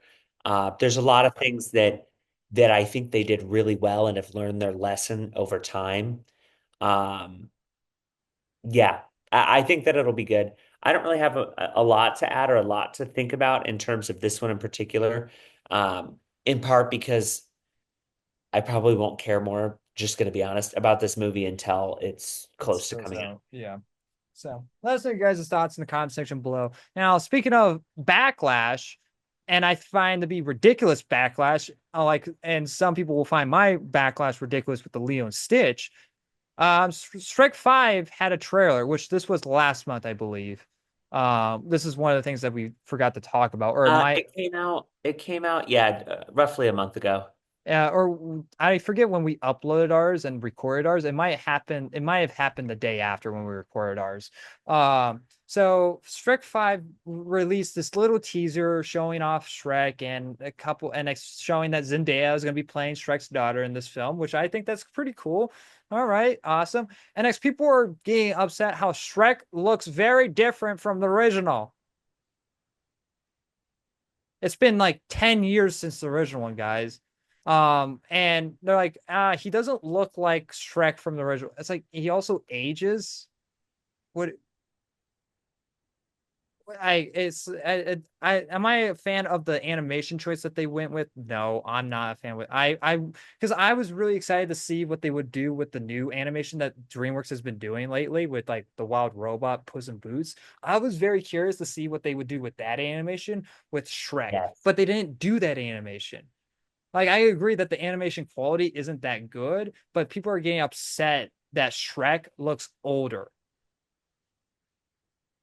Uh, eh. Yeah, he is kind of older, Yeah, very different, but I don't mind it. he doesn't I even don't look think, that different. He just like when they because they show two side pictures. They showed him from the original and the new one, but the thing is that original animation is like 20 years old. It's yeah. like grainy and all that. Of course, it's gonna look very different. Like people Yeah, just want. I don't know. I don't fight over this. I don't even think Well, though I will say I don't know. this: I hate the look of Donkey. I hate that mohawk that Yeah, he I, has. I wasn't a fan of it. I hate that. If we want to talk about things that we agree on, that he looks awful. Like I don't like that. But I don't know. Does this get you interest in Shrek 5 by any chance? No, I No? didn't think we needed a Shrek 5 in the first place. I didn't think we needed a 4.